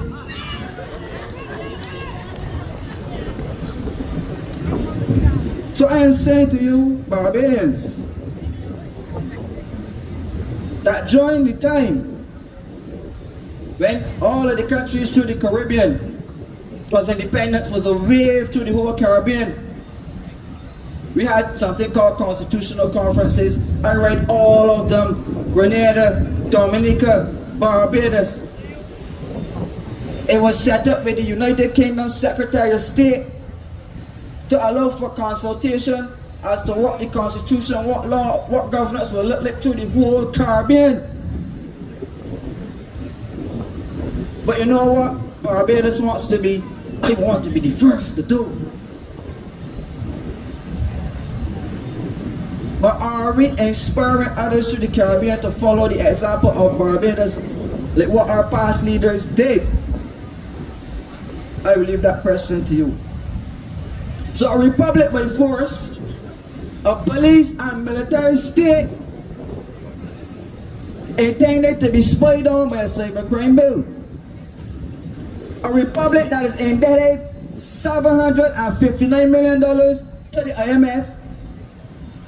We were $0 indebted to the IMF in 2018 before our first error when we voted this law into early love. But since we have made that error twice, we now owe the IMF $759 million. That wasn't all we paid back some, but that is what we owe now. We signed 2 IMF programs in 5 years. 2 IMF programs. Do not forget the fact that you were not consulted. Do not forget that without a cabinet in place, a deal was signed with White Oaks to restructure the debt of this country. And we defaulted on the foreign debt of Barbados, the first time ever in the history of this country. We went to IMF program in the 1970s under former Prime Minister Tom Adams. We did not default on our debt. We went to IMF program under Sir Lloyd Sanford, former Prime Minister. We had 8% cut. We did not default on our debt. But this government and Prime Minister, who was so determined, has entered into IMF program after denying that they would. Defaulting on Barbados' debt. I say that they're going to borrow 1% loans from the IMF. But I tell you, Barbadians, you need to learn from your mistakes.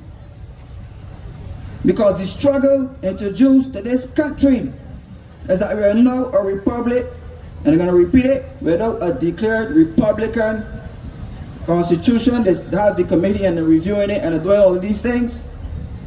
They're making the rules as we go along, and we're heavily indebted to the IMF. Right.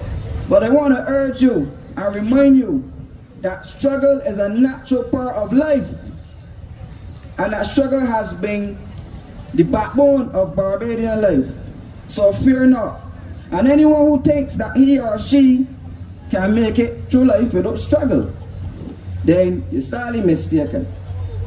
And we tend to try to avoid struggle, and we tend to try to deny it.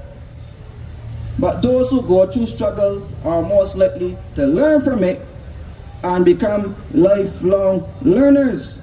And that the harsh lessons that need to be learned and that Barbadians need to learn may be coming through the fire that we are going through right now with this lot who pretends to care about people. So again, I'm going to ask you, are you willing to learn from your mistakes? Are you willing to correct the mistakes you made by voting this law in 30 love twice and having a serious imbalance of power in this country? We need to balance the scales out. So, my people, as I come down to the latter parts of my presentation, and I must say I'm enjoying myself. Many of you had hope, literal hope, that the Barbados economy would have been buoyant by now. That it would have gone in the direction that you would have been getting jobs both in the public sector, the private sector. You would have been getting salary increases. You know, you would have been getting proper job security, reduction in VAT, no more NSRL, no more road tax. And we thought that, you know, the whole project, we thought that, you know, Barbados would have been mightily prosperous.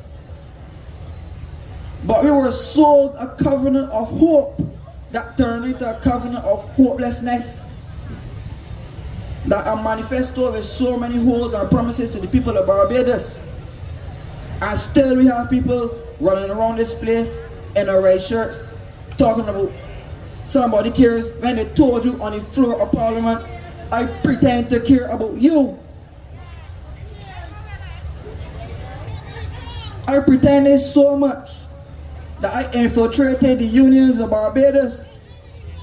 So much so that I took the General Secretary of the Barbados Workers Union, a sellout, and put in the Parliament of this country, forcing out poor Glenn Clark, sending Glenn Clark, an elderly senior man, to live in the cold in Canada in the middle of COVID, calling a by-election in the midst of a pandemic.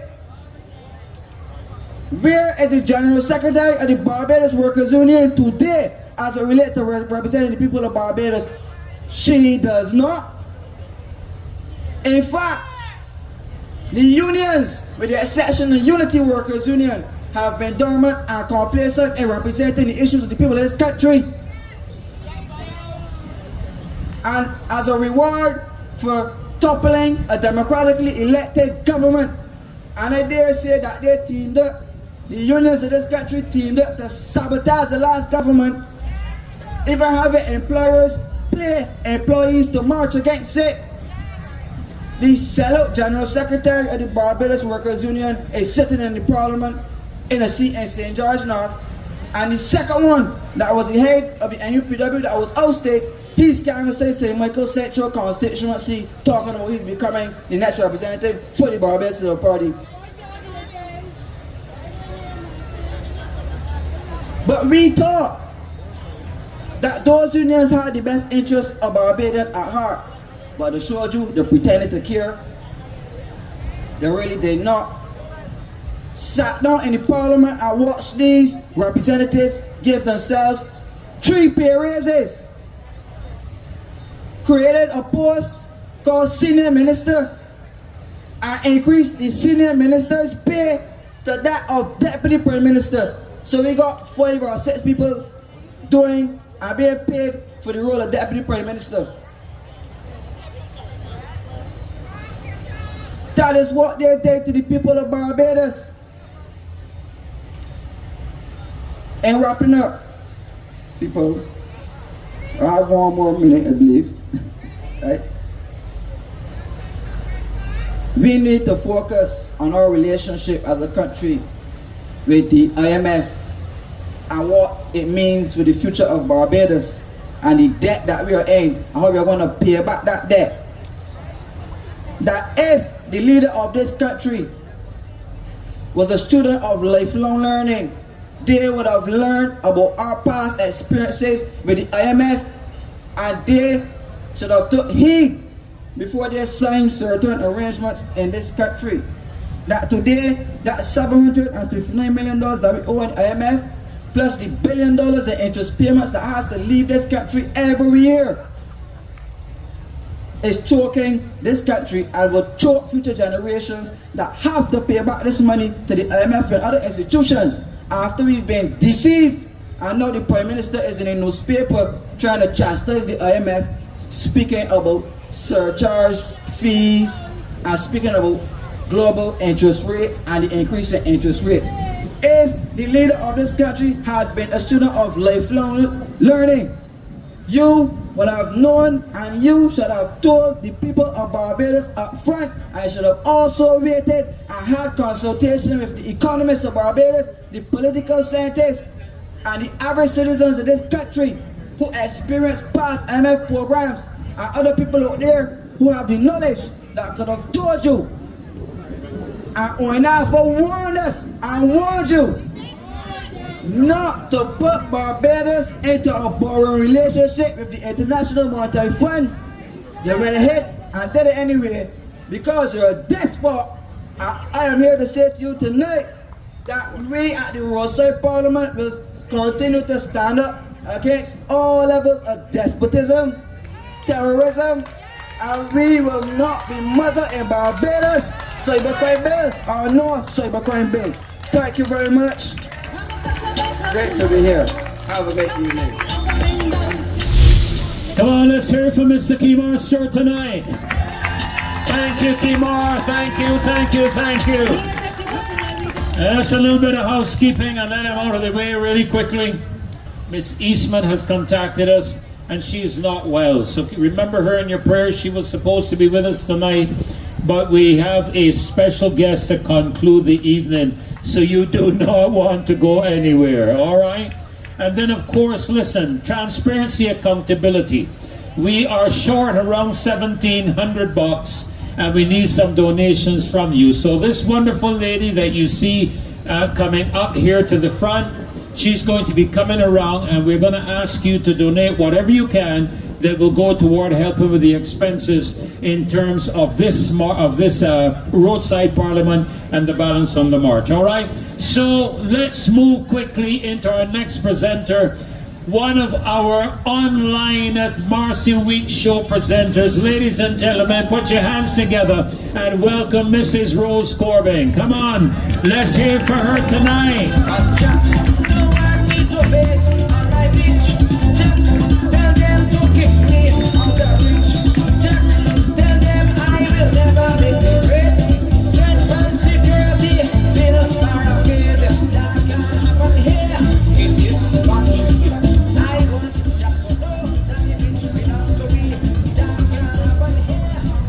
Good evening, loyal sons and daughters all, craftsmen and women of her faith. Good evening.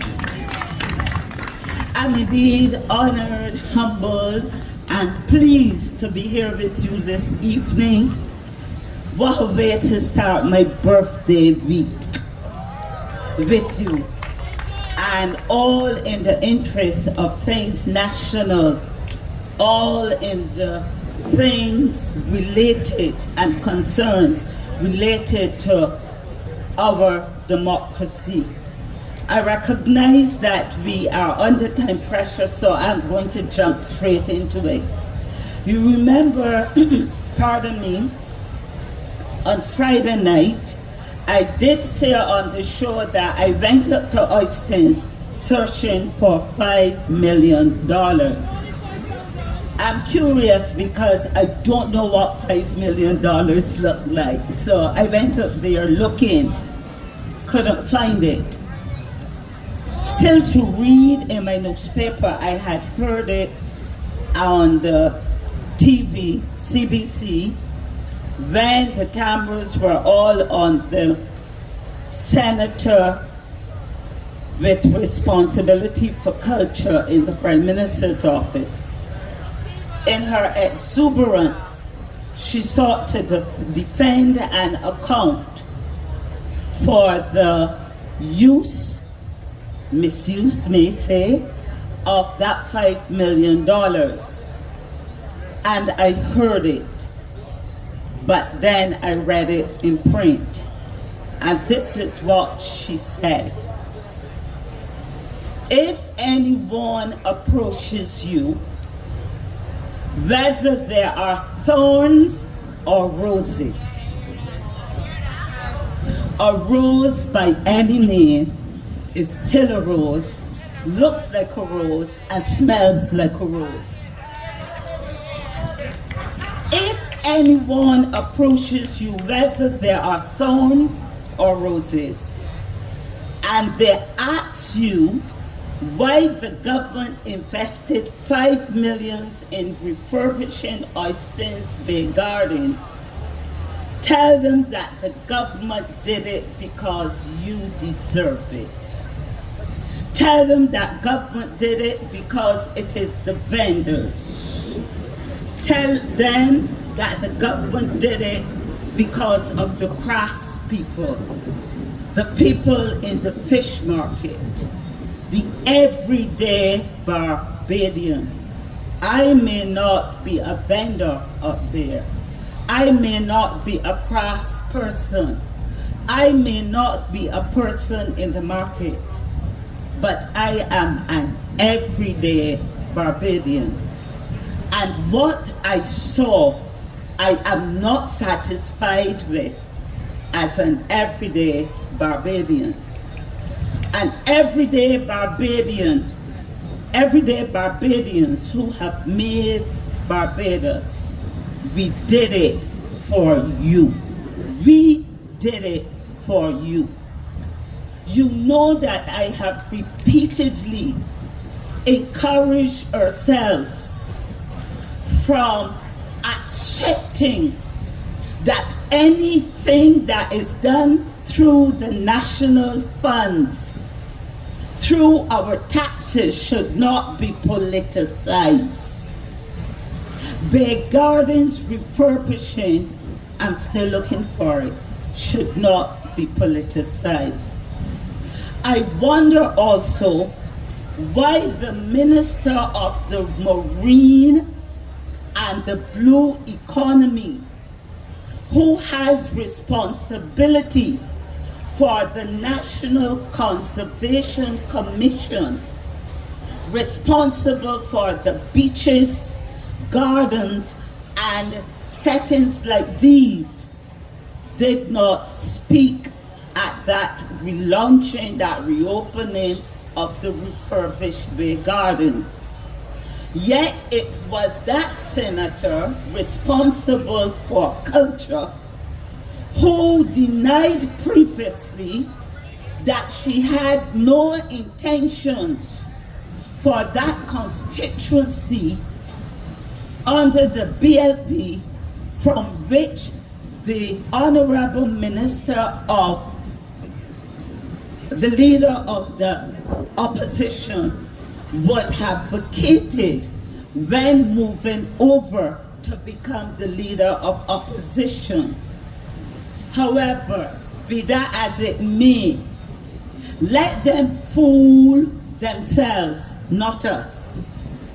We are seeing and we are looking for that 5 million. I am the roses looking for that 5 million. Let me pause here. I have no difficulty having that thorn attached to my stem. Roses come with thorns. And I am not partisan, but I have no difficulty having that thorn attached to my stem and to my roots before I would allow any of them to come near me. And I will tell you what I did today. I went back up to Hastings because she challenged the roses about that $5 million. So I went back up there with a measuring tape so that I can come to you tonight to tell you what I found out. I was expecting, I thought I missed something on Friday, so I went back up there when there was no busyness in the afternoon. And what did I see? I counted starting from Granny's car park right through to the Bay Gardens. I counted 23 tents with red covering, which would have replaced the coverings that were there before. You have gone up to Hastings at some time, and you know that you have sat on the tents by several establishments, haven't you? I saw 23 tents of varying sizes. The smallest one I measured was 9 feet by 9 feet by almost say 10 feet. And others, I measured it. And others probably doubled that size. What I saw also, and mind you, the covering is so flimsy. And you know what tents are like. The covering is so flimsy that I hesitate. And I am concerned about when the wind gets higher, with the hurricanes coming across the Atlantic and the Caribbean Sea, that the canopy, the covering, can at any time just go off, be blown off. That's what I saw. I saw some of the canopies already dislodging themselves from the frame, and we are in mild breezes. I saw also for $5 million exposed garbage. I saw the place located for the skip full of garbage, garbage collection bins scattered around, garbage scattered, and the stench. $5 million. They did it for the vendors. They did it for the crafts people. They did it for the people in the fish market, and they did it for everyday Barbadians. Are you satisfied? I continued looking. I was expecting grand looking canopies, you know, like the ones they would have, say, where they have to jump up down in the botanical garden. I was looking for elaborate canopies. I was looking for canopies that had the roll down, you know, when the rain falls, you can roll it down, and like marquees. I was looking for that elaborate, classy thing. And for the crafts persons, I went to the beach side where they usually are situated. I was expecting kiosks for them, nothing. Furthermore, that side, that beach side, seems to be neglected. Garbage strewn all over the place. Even the benches, the picnic benches, were not even painted or refurbished. Only what meets the eye, because the everyday Barbadian is not like me, who would go beyond the facade, who would go beyond the pretentious things that would make us go, oh. But I went behind the scenes. And what I saw was disappointing. Over the side by Granny's, not a drop of paint on those facilities over there. And if you remember, Granny started the activity in Hastings. You would go up there for the fried fish, you would go up there for the chicken liver and the gizzards. I used to go up there. I would carry visitors up there. Not even a drop of paint on that side. And just one lone tent. And over to the side there to the oil, the oil receptacles. They didn't even put a paint on 3 or 4 kiosks or buildings, facilities. They're not a drop of paint. But fooling us because we are little children who like trinkets. $5 million. She said if the Thorns and the Roses asked about it, well, this Roses is publicly again asking, where is the $5 million? I'm not seeing it. What I am seeing is that it's being politicized. What else did I see? I went up by the bus station, enough to break your ankle, and I'm in flat shoes. Not paved. One would assume that they would have taken the $5 million and do something to the bus terminal, making it easy for embarking and disembarking passengers, knowing that passengers commute from the northern side of the island. Many visitors hop on that bypass bus from Spikestown to Hastings to go up to Hastings on Friday nights and Saturday nights and Sunday nights. And one would have thought that they would have refurbished the bus terminal and even put in some shelter from the elements for those waiting passengers. Nothing. And that's your $5 million, not theirs. We have to pay back that loan. Where is it? I'm not a happy trooper tonight. Do you know, all right, I asked the person who was with me how much you would say, and you all could do your calculations then. Find out the price of a 9 by 10 tent. See how much money that is. I say if there were like a dozen 9 by 10 tents. See if now we had, say, 11 left back that are bigger. You can go up there with your measuring tape too, don't be frightened. It's not anarchy, it's not tyranny, it's responsibility. Go up there, measure. Find out the cost of those tents. The paint, they refurbished some of the kiosks, the establishment.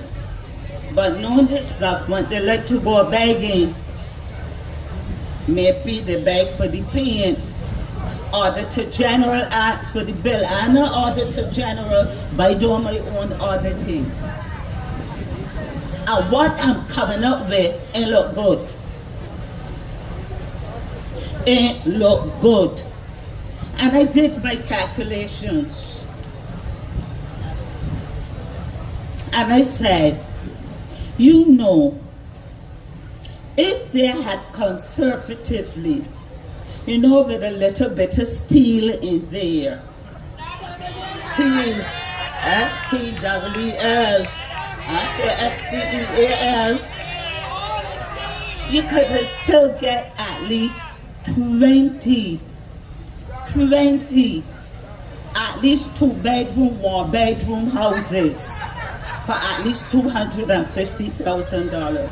You're all working with me. I pretend to be good at numbers. I pretend to be good at math. But I'm pretending to love my people. I love my people. That's why I am here tonight. That's That's why I'm one of the Roses asking the questions. We would have gotten at least 20 houses at $2.25 million each. Wouldn't we have done that? Those displaced persons in Wellington Street would have had housing as quick as they could refurbish Hastings Bay Garden with $5 million. They could have started with helping those persons to get a home. And if we had gone more conservatively and we had said, look, build our houses for $200,000, we would have at least have gotten what? 25 houses. And I'm not talking about the kiosks that they're building and calling houses. I don't jump into people's Facebook chatter. But what I did look at recently, someone put up a picture of a kiosk. And my people who are too blind to see congratulations and leave the government alone, it's better than nothing. And because we have resigned ourselves to accepting nothing, they give us nothing. And I had to comment. It is because we resigned to say it is better than nothing. They are giving us kiosks. Did Dame Billy Miller on that interview about her life commented on the kiosks that they built down on the Spring Garden Highway, the Griner Highway, whatever it's renamed to.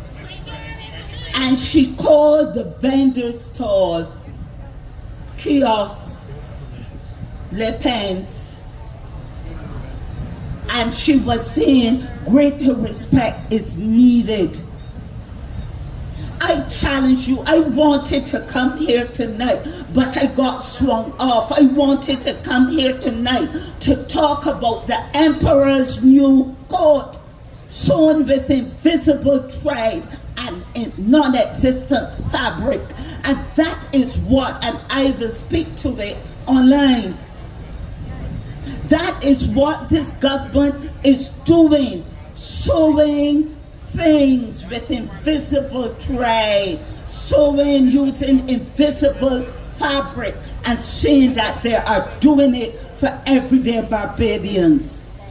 We deserve better. And I challenge you tonight not to go easy in accepting this. The flamboyancy, the flippancy, the dismissive, taking everything for a joke. Do you see it in Paris Beach? How persons are, the jokes they make, and when somebody, did you see the one in St. Joseph? When the lady was again, she said, I've been to, this is my third, I think, and I've spoken to you about transportation, public transportation, the quality of the roads. I've spoken to you about all these things, and nothing has been done. And the Prime Minister said, trivialize it, Mr. Francis, I cook for me. But that was the response to something serious. And when the lady said, Prime Minister, I'm not going there. I am talking about matters affecting us in St. Joseph. The Prime Minister got riled. And we saw a different person. All the time they were joking. They joked with us. They made mockery of our common sense and intelligence. Join with me to protest about that $5 million. Equate it to something that you know that would be visible, that would be transparent, that there will be, that one can account for. do not let them continue to sow and parade in the emperor's new coat with nothing to show. And as the story goes, the emperor paid for that nothingness called a new coat out of the public purse. And that's what's happening to us. Good night, folks, and join with me. I'm telling you, take your tape measure and go up Hastings and measure for yourself. God bless you from craftsmen of birthday. One day coming soon, these people will wake up. One day coming soon, these people will shake up. Come on, let's hear it for Rose Corbin.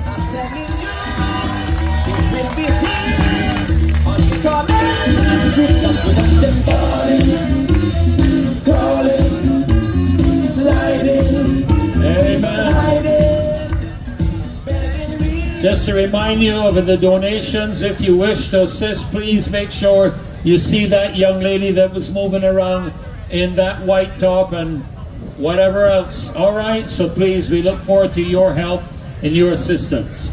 Well, ladies and gentlemen, our final speaker for the night, an individual who is no stranger to the political realm of Barbados, a former minister of government. We may be apolitical, but we are Barbadians. And I'm glad to see that members of other parties are understanding and seeing that the interest here is Barbados. And so because that is our focus, we have persons who are sharing their views and perspectives with us for our nation of Barbados. And so I want to ask you to put your hands together and welcome to the microphone the Right Honourable Richard Seeley to address us this evening. Come on, let's hear it. Let's hear it for him this evening. Come on. My country to me, in the sense of feeling free, and having the right to speak your mind out. That is my country to me. Thank you. Thank you. Thank you, Ferdy, or should I say Ferdy's fine, or Pastor Nichols, and greetings to all of you. Thank you. Thank you, Marcia, for inviting me, and this is a lovely evening. I, of course, normally when I'm at a lectern with a microphone, it's political in nature. But of course, this is not, or rather, let me rephrase that. This is not a partisan platform. Oh, it is very political indeed. Can I get more political than this? I mean, after all, I looking at Caswell Franklin. You can't have one want a bigger politician than him. But it is not partisan. So I am not here in my capacity, of which you probably are most familiar. I'm here as a believer in Barbados, hence a patriot, a believer in Christ as a Christian. And therefore, there are just a few things I need to do. Well, a couple of things I have to say, and a few things I would like to say. But because I know our time is limited, I'll start with what I have to say, and then maybe get into some of the things I want to say that I think are quite important. I have to salute the entire effort of this team, the People's Parliament, and of course the wonderful work they're doing online. It is extremely important. A democracy is enriched when you have people outside of the pure political sphere who, out of a love for Barbados, are prepared to advance those causes that are important. And they're not doing it lightly. When you listen to Marcia, when you listen to Kimar, when you listen to Maxine, when you listen to Caswell, they've done their work. They've read, they've researched, they've done a lot of thinking, and they present to edify and educate. And that is extremely important work. And again, I thank you for the invitation. And I think it's going beyond an opportunity to speak here at the lovely Hastings Rocks. I am taking it as we embarking on a relationship. And I am not taking it lightly either. I already told Ferdy that we can have you somewhere in that St. Michael South Central area. And I know funds are a little tight. I can pass the hat too, and we can make sure that we can have you somewhere out there, because this is important. As I say, this is necessary. And it is particularly important when we consider what is going on in Barbados. We have a government that is simply obsessed with what looks right and what sounds right. It's all about PR. And you know, Reverend Joseph Atherley, he put down a gem of a presentation tonight. I always remember, I understand he's still here somewhere in the background, and I want to say greetings to him, my former parliamentary colleague. When I first started, we were parliamentarians together. But I remember him telling me something that always lived with me. In fact, I researched it and it's true. Rat poison. 98% of what is in rat poison is actually the same thing that attracts rats, scraps and so on. It is the 2% in rat poison that kills them, you know. You have to be very careful with the messaging. You have to cut through the PR clutter. That is what you have to do. And indeed, in an environment like this where there's so much voter apathy, hardly anybody voted the last election. It was worse last election, the one before that, when the government was changed. A lot of people simply did not vote. And again, I am a member of a political party, and I will say from this platform, if you're serious about reaching out to those who are disenchanted and disheartened, you better get close to groups like this, because they can speak to them in a way that neither of the two political parties can. Is it by chance right now more people are tuning in online to listen to me and you and all of you here than any official party function? You know, any DLP and the BLP streaming, they don't get the numbers that Marcy Weeks gets, you know. And what does that tell you? It tells you that you're tuning in to the very soul of Barbados. And so I say that you are ideally suited to cut through the clutter. Pastor Nichols, he said he prefers to be called Ferdy. You know, he's a bit of a songbird. And there's a song that used to talk about, I dare not listen to the sweetest frame, but wholly lean on Jesus' name. So you have to not allow the sweet frame to get to you, but you have to be prepared again to cut through all of it and to listen to the people who are working on your behalf. And I am really excited about this alliance that you're building with the leader of the opposition, particularly in his capacity as the chairman of the Public Accounts Committee. He got a lot of work to do in that regard. A lot of things need to be looked at. I remember telling him about the disaster that they call Hope Inc. And of course the Chinese houses. I didn't even remember to mention on this issue of housing, what about the prefab houses from Suriname and Guyana? You know, have you heard anything about it lately?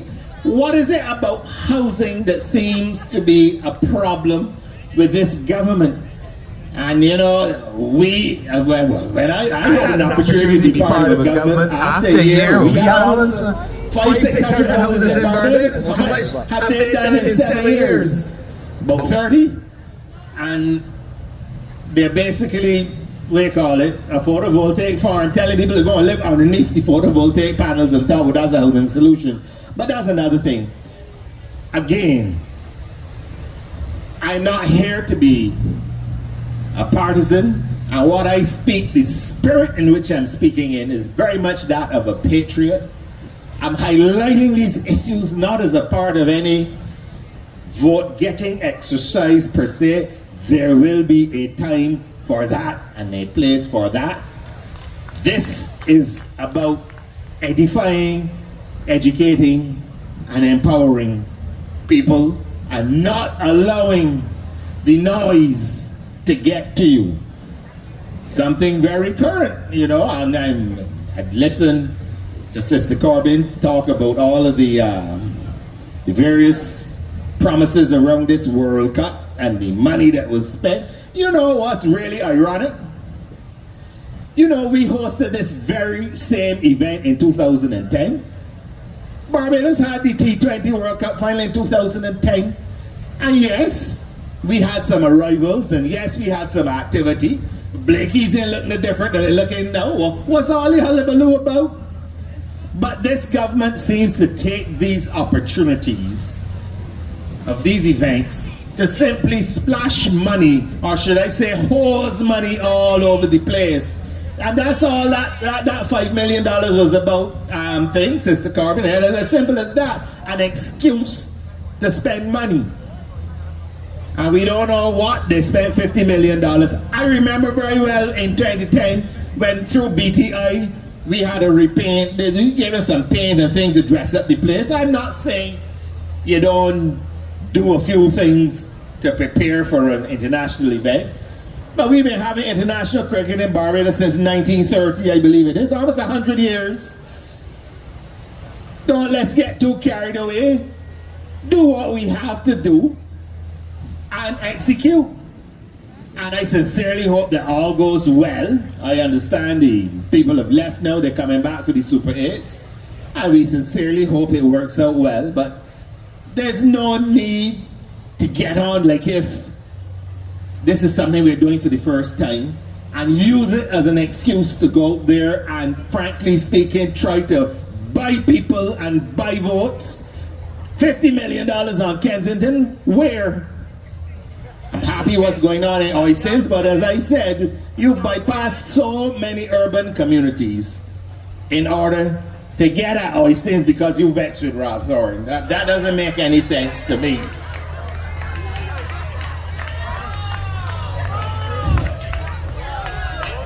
But the real reason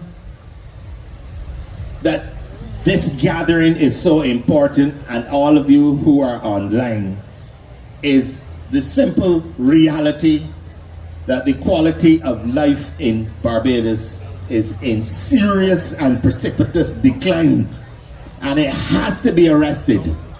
And indeed, the speaker that said earlier that political parties have to change their approach, they really touched a chord in my own heart, because as I look at my political party, with all of its achievements and all of its challenges, we certainly have to change and embrace and prepare ourselves for the task that lie ahead.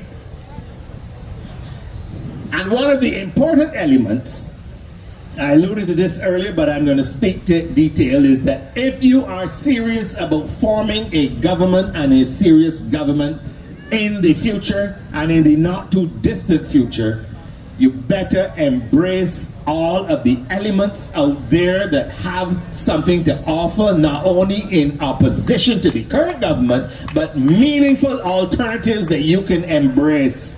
It was done before. In 2008, we had to embrace all of those elements out there that were against the government. It happened in 1986 and 1961 with Errol Barrow. The history of the Democratic Labour Party forming these alliances is sound. And indeed, if the party is serious, as I know that it is, this sort of building these bridges, they are important. And you build them well aware that these are forces that when you come into government may very well be critical of what you're doing, but in a constructive way. And you have to have the maturity to take it on board in order that you can embrace it in the national interest. And that is why I had to accept this invitation as well. Apart from my own personal reasons, it is important that the party sends the right signal. We are with you and you are with us, and we are together on this course to get Barbados back on track. It is as simple as that.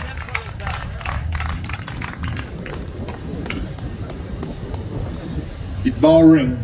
Thank you. Kimar really said all that needed to be said in that regard. We could have gone to the IMF a long time ago, you know. But we resisted it for a reason. We got criticized for it.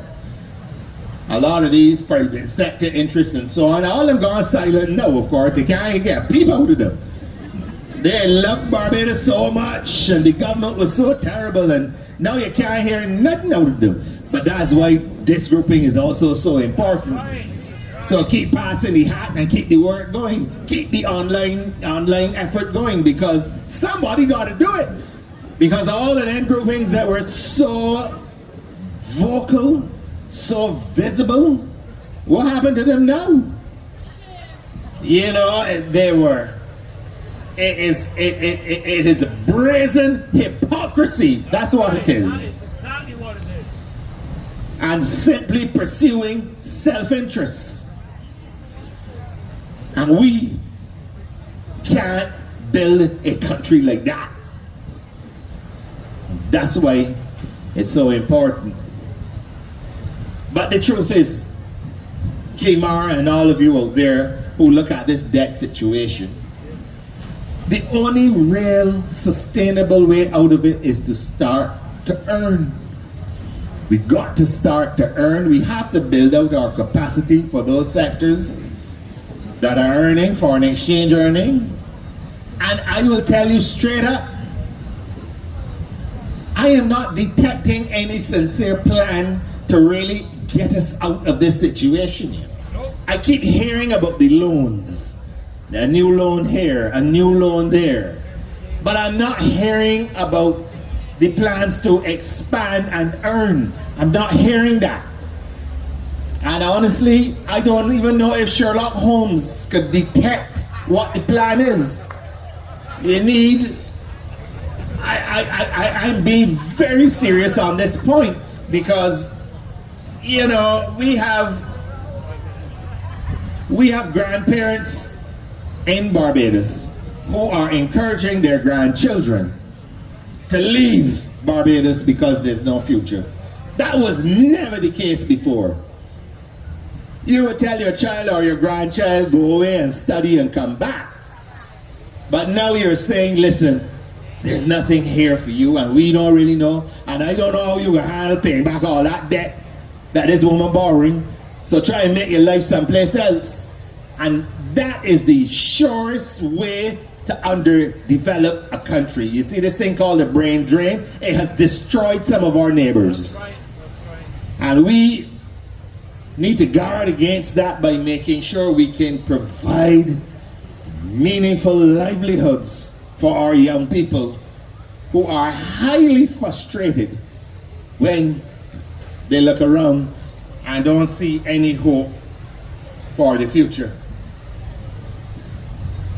I'm only going to say as well that continue the fight for your ability to use the new media, the social media end of things. I'm not a big social media person, but I understand it has democratized the whole question of the media. Once upon a time, you had to sit down and wait on the wire service to provide information for you. Those days, people don't even, they probably got people in here who don't even know what a wire service is. If you talk about Reuters or UPI, I don't know what you're talking about. Now everybody wants to got one of these here correspondent now. So things have changed, and this government again being disingenuous. They made a meal out of it when they're in opposition. Oh Lord have mercy.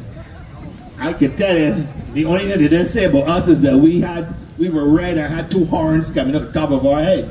They said everything imaginable about the then government and its leadership. But what they've come to learn, social media, a lovely sword, but it ain't such a good shield though. And they're holding a lot of hand. And so what they're trying to do, legislate it out of existence, the criticism. But it ain't going nowhere. This will continue. I'm happy to be a part of it. I want to thank you profusely for having me. And as I say, I want to reciprocate. I'll have you also attend my St. Michael South Central family. We'll host you. And again, we will find a few dollar bills to put in a sack and pay for the system, and we'll have you on board.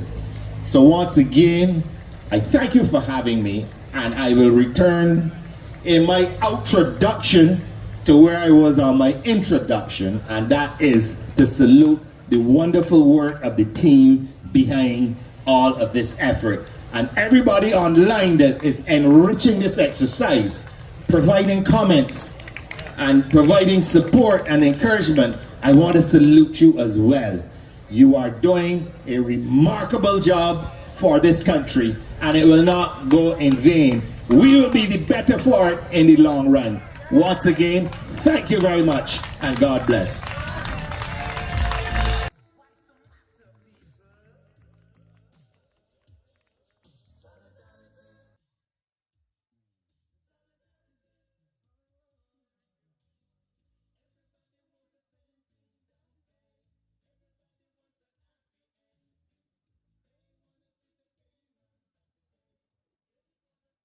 Well, ladies and gentlemen, we've come to the end of a great night. Wonderful night. And we particularly want to thank those of you that have been viewing online. I understand that we were up over 1,040 something people tonight online. So we are so pleased to have had you join us, those of you that are online. Don't forget your donations, and don't move anywhere, because you are not dismissed until our national anthem is played. We are protectors, strict guardians of what? Our heritage, and firm craftsmen of our faith. Dave, our national anthem, please. In plenty and in time of need, when this fair land was young, our brave forefathers sowed the seed from which our pride is sprung. Oh,